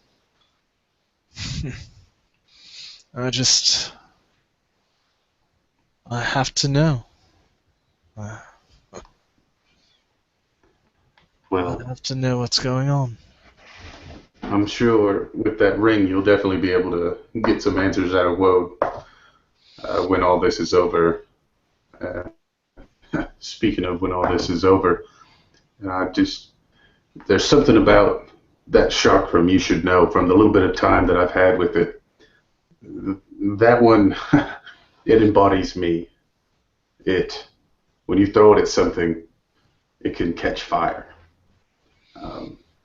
And I hope that much like that chakram, that your legend will spread like wildfire. And I'll do my best to help spread it through the northern realm here. My only request is that when this is all over, that, when you go back to Elathis and I get home, that you just don't forget about what we did. I can't imagine ever forgetting what's happened on this trip, this journey. I sense the cynicism, but you know what? I like it. And Ryne kind of turns and looks up to see where Garn's bird form is, and he just kind of looks back down at the ground and is just walking. As you're looking down at the ground begins to shake.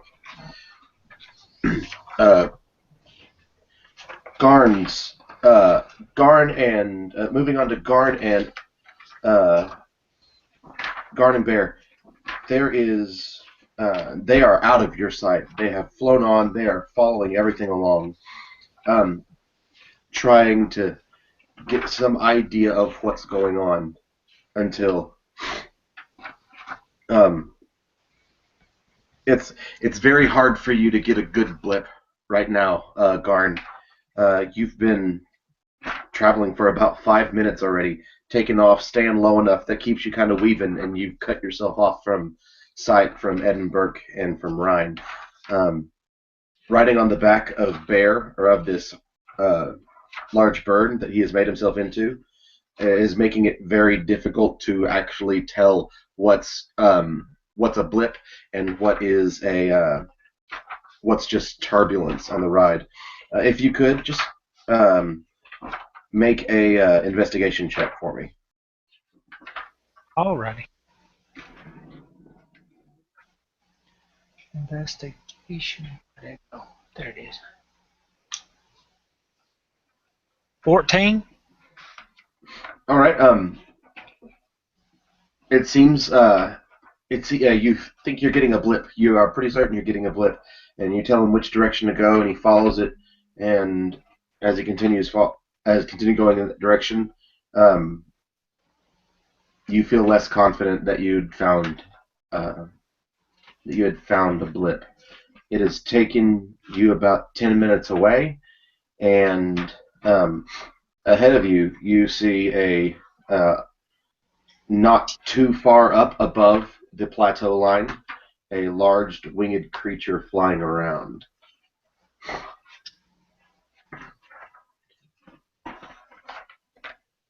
Gentlemen, everybody roll initiative. You're in your own fights. Okay.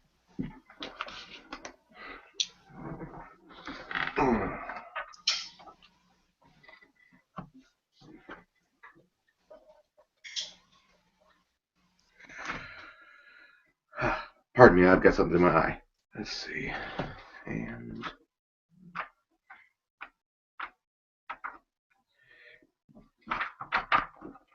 excuse me. Where'd it go?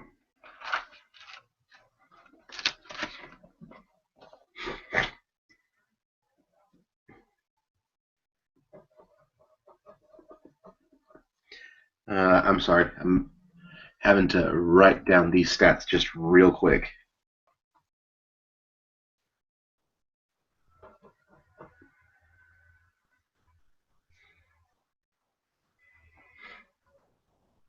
And okay, I can do this.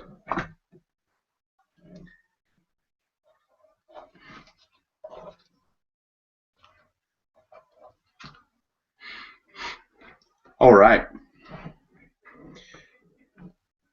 I am excited about this fight. Nobody is being surprised. Edinburgh, you have realized that the ground has started to shake, just as you have, Ryne, and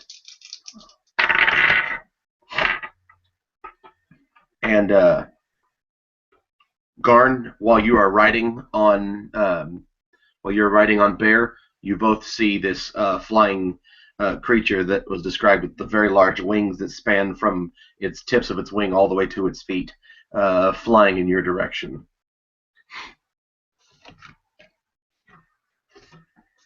All right, so ride.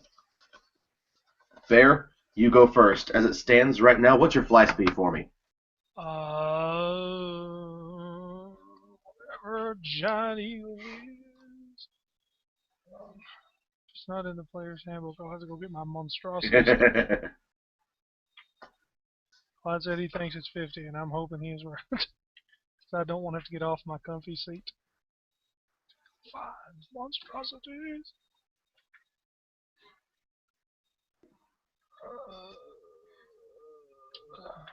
Giant Eagle. Speed fly 80 feet. All right. It's the eagle, as you can see, it seems like a small dot as it's 200 feet the eagle, but the flying creature is just charging, swooping in for you, and it's slightly above you. Oh.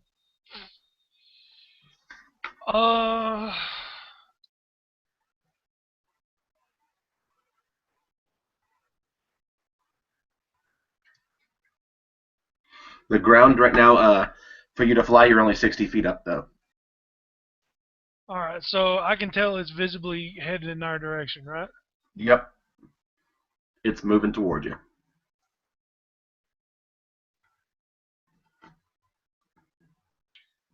Well, Bear is going to lower down on the ground a little bit. I'm going to kind of shift down onto the ground a little bit in case, something was to knock me out of said bird form. I'd hate for Garn to fall to his death. So I'm going to fly to where I'm about 5 feet off the ground. Okay. And I'm going to use my. I'm going to take a move. Can you take a double move action? Yes, but it'll end up taking you're using your action to dash. Oh, okay. Yeah, that's cool. Considering I'm in bird form, So yeah, I'm going to use my action to go and then pretty much move 160 feet. All right. So you drop down 55 feet to let him go, right? No, he's still on my back. Well, I mean that's up to him. I'm 5 feet off the ground, so I mean it's up to him if he's still staying on my back or if he wants to hop off. Okay.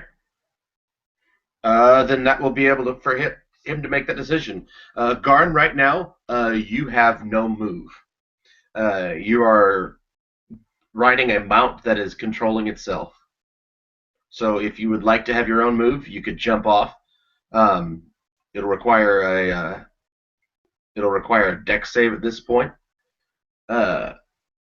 Or you can hold on and make a Oh, I'm on. athletics check to hold on.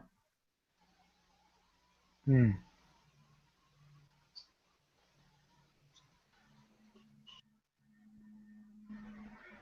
Yeah, Oh, I'll stay. that's cheating. You're muting and talking to your brother. Yes. We're making plans. I love it. Yes, I will stay on. All right. Make an athletics check for me. Alrighty.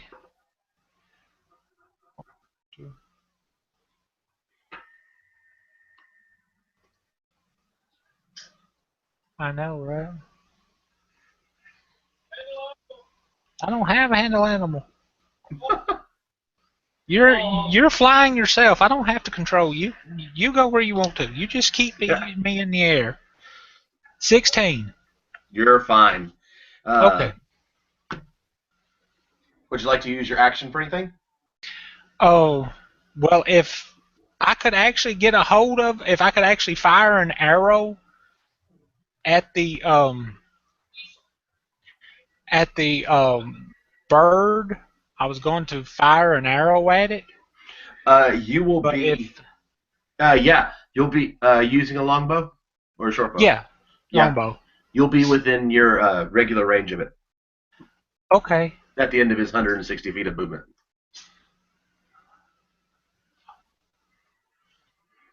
Alrighty.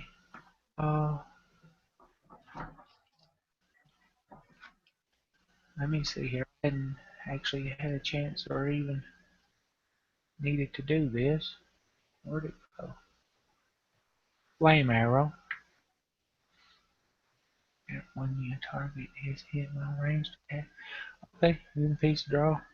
Oh, it takes one action to do that. So okay. Never mind. We will not be casting.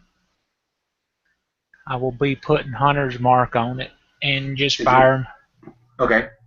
Yeah, well, flame arrows cost me an action to do. That wasn't what okay. But that's okay. We'll close that out and we'll put Hunter's Mark and fire with my bow. All right. Which I haven't had to do in quite a while. So 12. 12 will miss. Well, we know it's higher than 12. I know I got another attack. Leave me alone. 15. That'll hit. 4 damage. All right. And it's its turn. It comes swooping down, and it sees the big bird and is going after it. Comes flying down. You can see this creature looks super dangerous. It looks very much like a dragon in some ways, but in some other ways, very different. For instance, the stinger on its tail is a big sign that this is not a dragon. It comes swooping down, and it goes to attack Bear. Bear, real quick for me, will you tell me your current AC? That's what I was. That's what I'm looking at. Crap. Crap. Let's see, giants.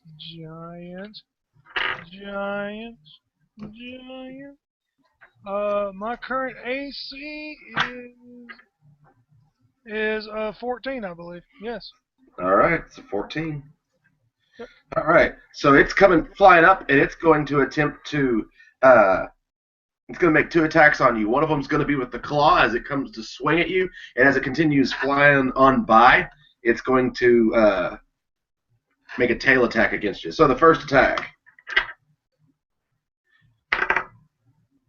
It's going to miss terribly. It goes to swing, and you easily, you don't even have to dodge. It misses completely. But that tail, as it swings back around and comes after you, it's a 22 to hit you, and you will take. Ooh, 11 points of piercing damage, and you need to make a Constitution save. DC 15.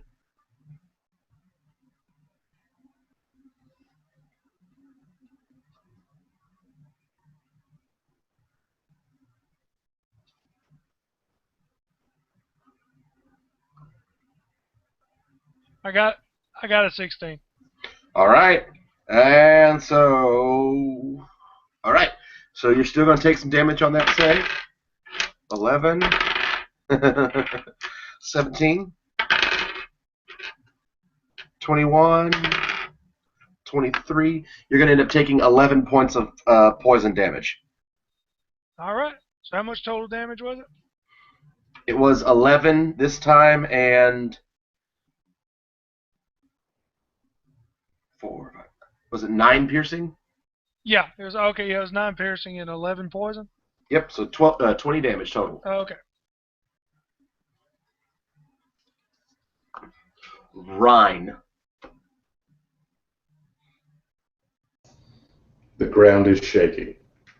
The ground is shaking. But nothing's happening? Nothing yet. You get to respond first. Okay. Would I think that this is a natural occurrence? Make a quick what's your passive wisdom score? It's a 10. It's just a 10. This does not seem like a natural occurrence to you. Okay. I would reach over and I would put my hand on Edinburgh as he's reaching for his weaponry. And I would say something that comes out just way too fast, but at the very tail end, he catches up to it as I'm casting haste on him. And the last words that he hears from this quick string is just "with your feet." And right. it's just the verbal component of the spell. Roll your chaos dice. That's a 1. Really? Yeah, I changed my dice. I was like, That's you're cool. just saying that to make me happy. Oh no, this is a bad time for bad stuff to happen. Go ahead and roll that percentile. I'm ready for you. I got the page open. So this is a 93. Your size increases by 1 category for the next minute. Awesome. Yeah, great. This is exactly what I was hoping for. Yay, I'm going to look like a target. Exactly. Awesome. You have a move. You still have a move action. So I would back up from where the ground is shaking, thinking that something's about to happen. So I'm going to scoot away and position myself behind Edinburgh. All right. From where I perceive the threat to be coming. Edinburgh, the ground is shaking, and you hear with your feet. And as he touches you, he grows twice as tall. Oh.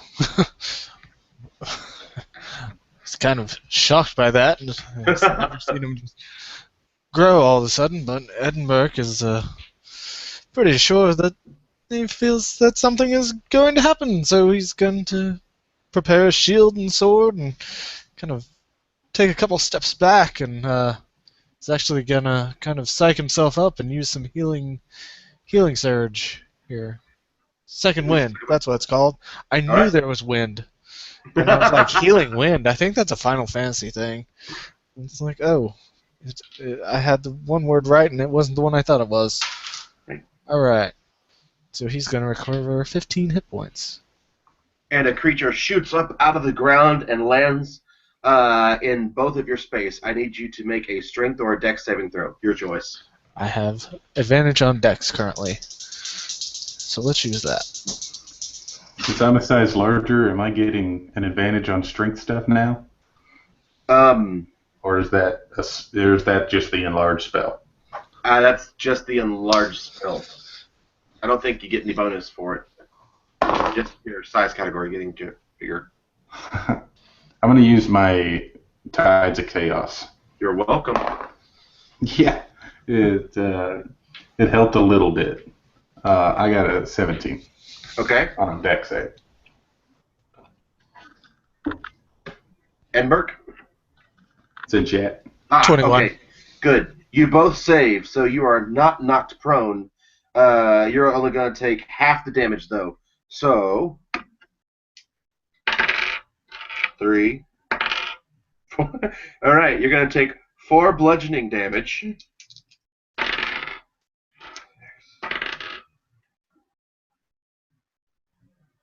And 6 slashing damage. And you're pushed 5 feet away from it.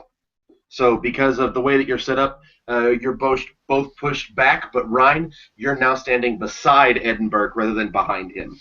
So what does this thing look like? It looks like something that you fought a long time ago, actually, when it came up out of the grass with those goblins.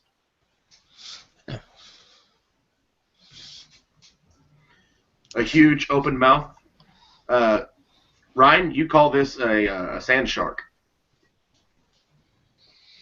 I would yell that out, just kind of instinctively. Sand shark. Mind the teeth. And we are back to Bear, who is riding on the back. No, who is flying. For the purposes of cinematic effect with you guys, your move speed right now is to be to keep a little bit of fairness going on what's all around. Is you're not flapping in place facing each other. They're swooping in and out, going on. So instead of it being, think of it as space combat.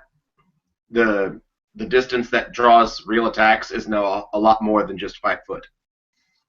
So you're swooping within and out of each other, unless you state that you're specifically trying something else.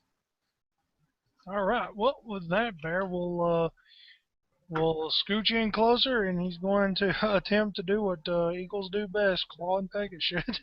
All right, go for it. All right. Let's see. This will be made with. Let's see, this is my proficiency. All right. You know what?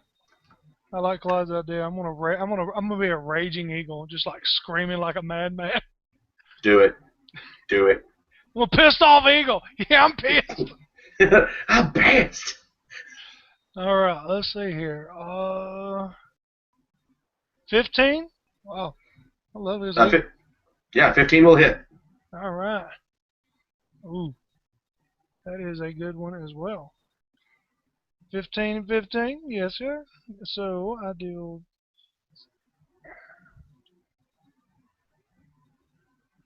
All right. And all the attacks here. That's 12. And then 4 extra points of damage from rage. 16. I do, let's see, 16 plus 12, 28 points of grand total damage. Pecking and clawing at this bastard as hard as I can. Beautiful. Beautiful. Garn, you're up. Oh. And like I said, you don't have to worry about reach. We're assuming that with all the swooping in and out, you're going to be able to get your attacks in. Oh, okay. Would I be close enough to actually switch to my axe, or is it? Yes, you would. Okay. Then I'm going to switch. I'm going to keep Hunter's Mark on him. And I'm trying, damn it. Don't let the eagle take you down. You suck. 16. Yep. And 26. Yeah. So 26 misses. you shut up. Shut your blasphemous whore mouth. It has the reaction ability of protection from elemental. Okay. Your horse self falls into. Okay. 12. Roll again. Yep. On my crit. 12. 18. Okay. 27. Is that That's total? the crit. No, that's the crit. Okay. And 27. 39.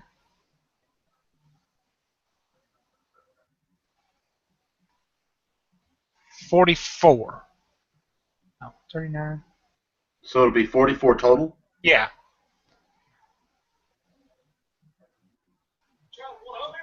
Yes, I am. 44. Take that. Make an athletics check for me. And then I fall. Shut up, Eric. I barrel roll on purpose.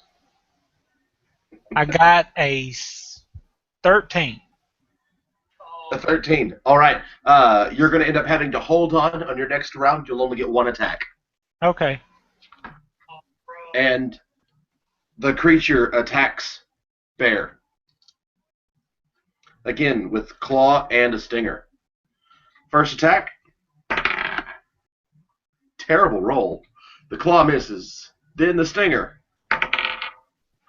Terrible roll. Oh my gosh. This could be a whole lot cooler if I'd stopped rolling 5s and 3s. So could I use my Sentinel to attack it? Because or are we having to bob and weave? Because I don't know how that would work in aerial combat.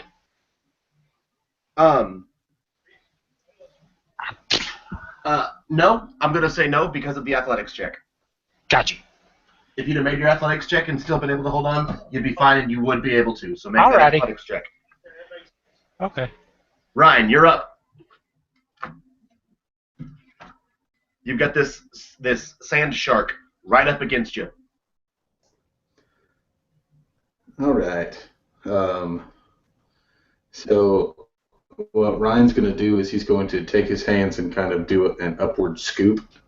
And as he does that, this thin green line shoots out on the sand itself, and it's kind of wiggling its way on the sand until it jumps up and attempts to hit this thing in the nose. It needs to make a dexterity save, DC 17. All right, I've got 8 on the dice. There's no way. All right, I have just cast Disintegrate. It takes 10d6 plus 40 force damage. All right. Roll your chaos dice. That's what I'm doing right now. It's an 8. All right, I might. Let's see here. I've got 5 of them, so I'll roll them twice. So we got 6, 12, 15. Ooh. 15 plus 18. That's 21.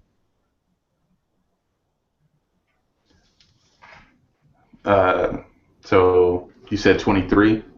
No, 33. Okay. So 33 plus another 8 is what, 41? Yep. So it's 81 force damage. You watch it get hit. It gets knocked on its back, all turtle style. It is hurting crazily, but it does not kill it. Super close. Edinburgh, you have advantage on your first attack.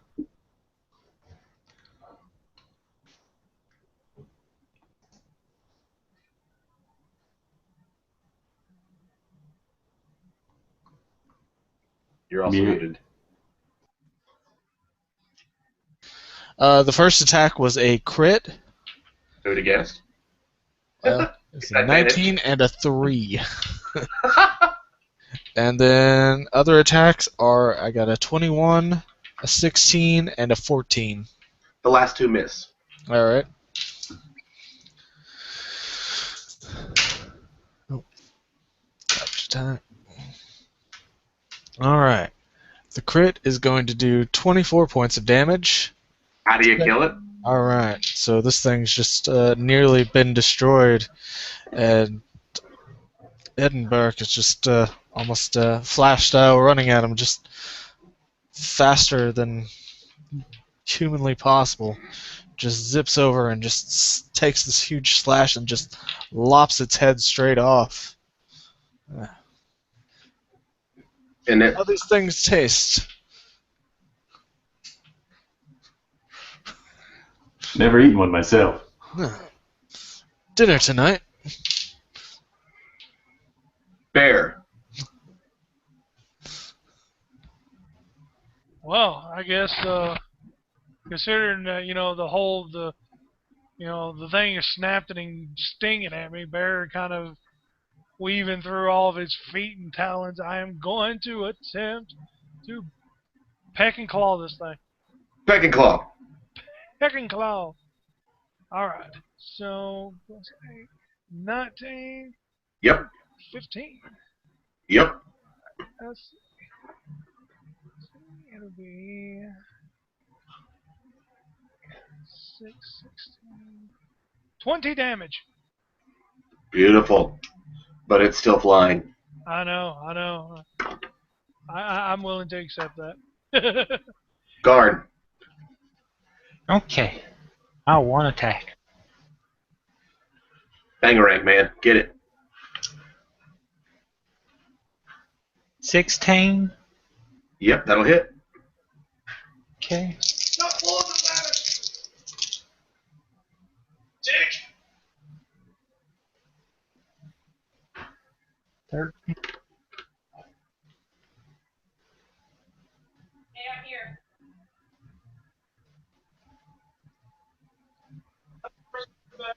20 damage. Ooh, so close. Ooh, that's so close. Hey, Jim, just because I didn't get a chance to, can I drop one of my spell slots to recover some life? Sure, I'll allow it. Alright, I'm going to drop one of my third. Okay, So I'll gain 3d8 points back. cool. And Garn, make an athletics save. Or an athletics check.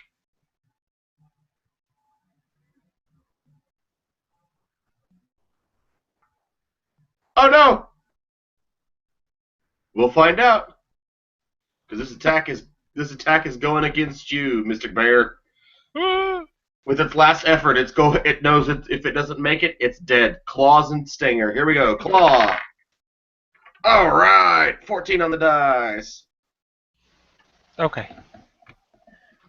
What's your total? 21.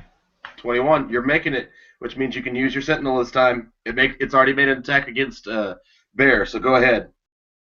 Oh, okay. Take it down! 24. That'll hit. Okay, I can't use Colossal Slayer this time. You still get to use it again.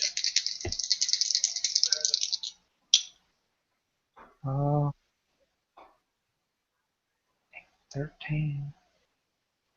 18 damage. Tell me how you kill it. When it's that, I slice open its belly and its innards explode out.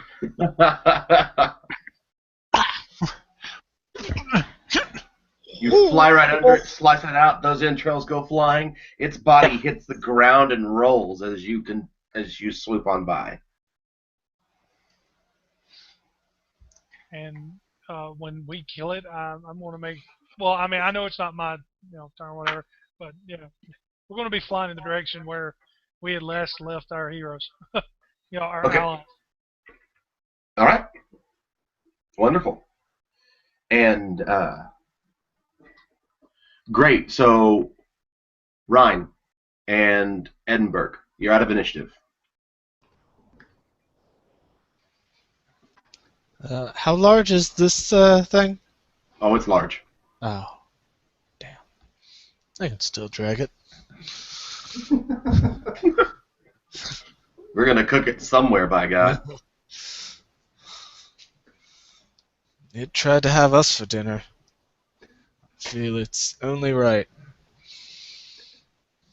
And Ryan would actually go over to kind of the rib area, pull his dagger out, and with his great size, would plunge the dagger in and start trying to cut and slice this thing and get a section of while he can in this size. All right. A lot of its body is made up of overlapping plates, almost like Edinburgh's armor. Must be delicious. Frustrating. So you're hacking away at it. Edinburgh's like, hurry up, I want to take it somewhere.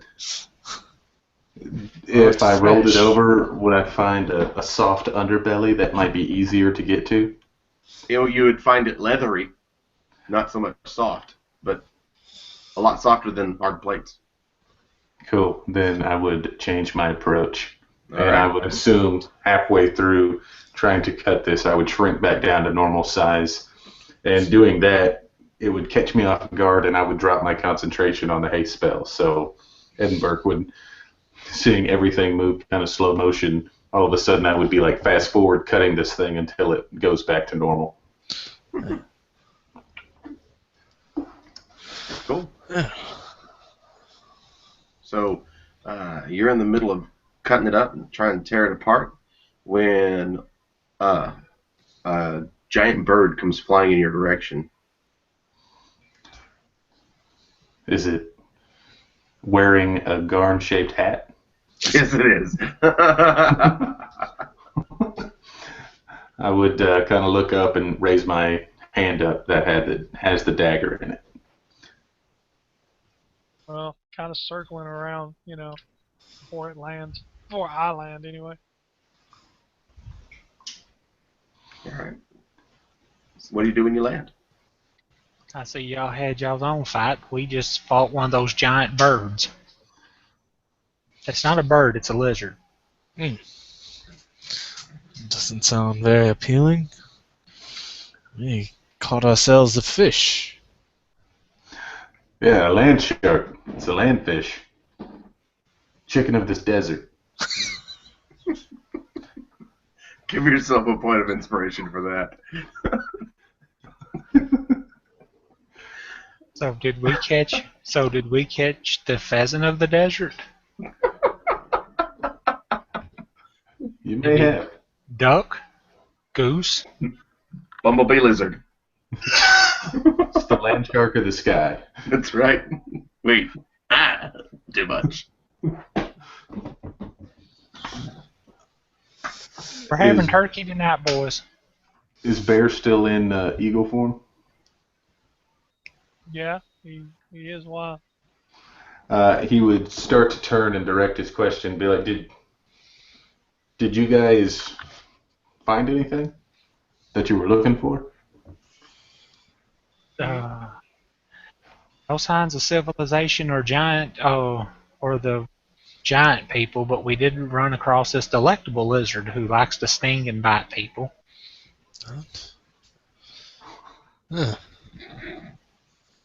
What?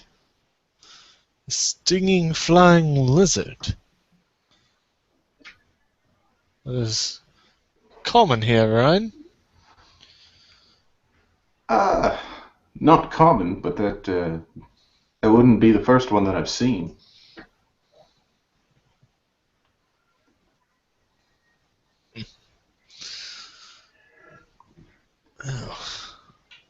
By this point, you're so deep into the crevasse that there is no sunlight, and it's actually pretty dark down here.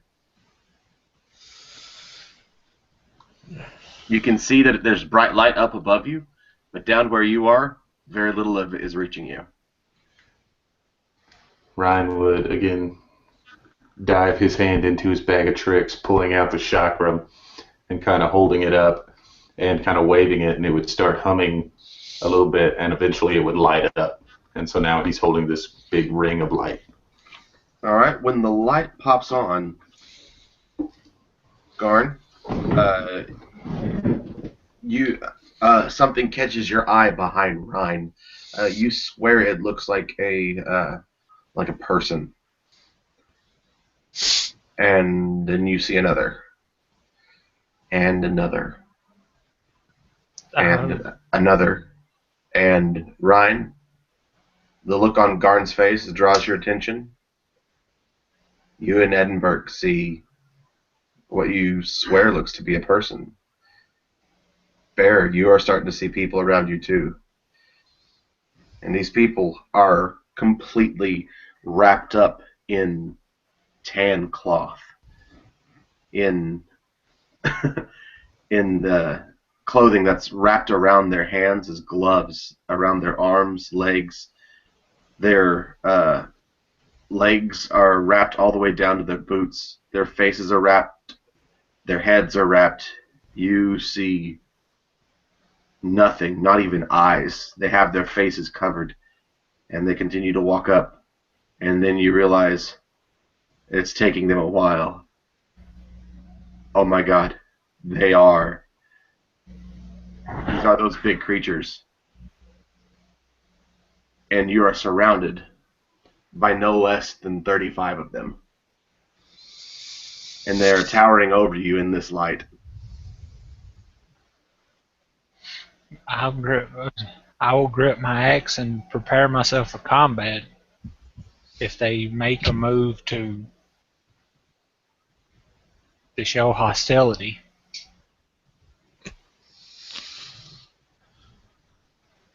They have you surrounded in a ring. Some of them have spears strapped to their back. Some have quivers on their hips full of shorter throwing spears. Some of them have what look to be weapons that are made of black obsidian, the blade itself, or a hammerhead with the back part of it being unworked crystal and the front of it having just been broken off flat. Edinburgh will speak in Elven to anybody else who speaks Elven because he doesn't want them to know what's happening. I don't believe that fighting them is going to be wise. We are at the point of exhaustion. You watch as the group starts to move in closer. By moving in closer, they're able to make themselves into a double ring around you now. Edinburgh does still have a sword out, of course.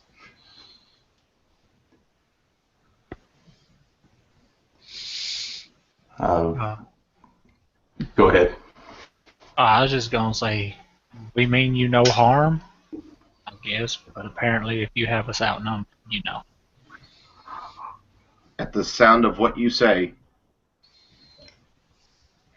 you see some commotion in the ring coming from behind Garn.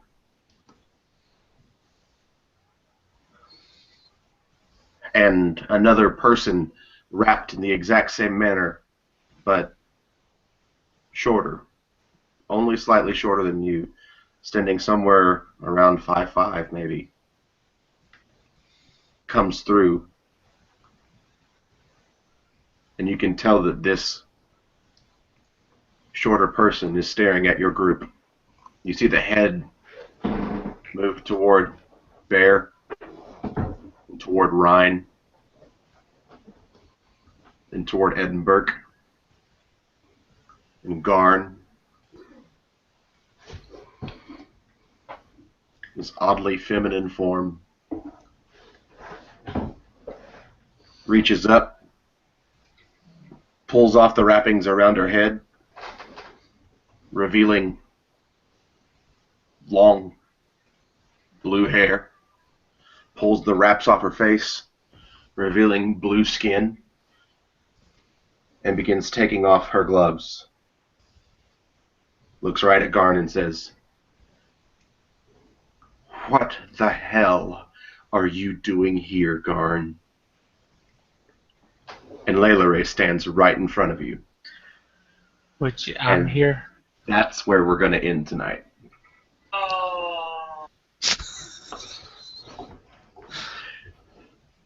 Guys, thank you so much for playing. No! Oh yeah. I hope you guys had a good time with it. Yep. And we'll be able to start with that, with Garden going, what do I do?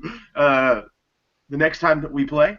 So thank you so much again, Caleb and Eric and Clyde and Jeremy. It's always a pleasure to play with you guys, and anybody watching there, play with these guys and watch a Black Wizards game. That's what you're supposed to do. I mean, that's the way we end with all these episodes, right? We say Yes. thanks and then say watch Jeremy's game too. Caleb will be there. Caleb will be absent, so I'll be killing his character. His character's already made of glass. I mean, I thought you had already killed me. Fragile. Hey, you can't do anything for me anymore. He's dying slowly. That's right. Rito has a middle name. We never knew it. Fragile. It's Gnomish for I'm made of glass. It's a family name. All right, cool. I'll see y'all later. See ya. Hey.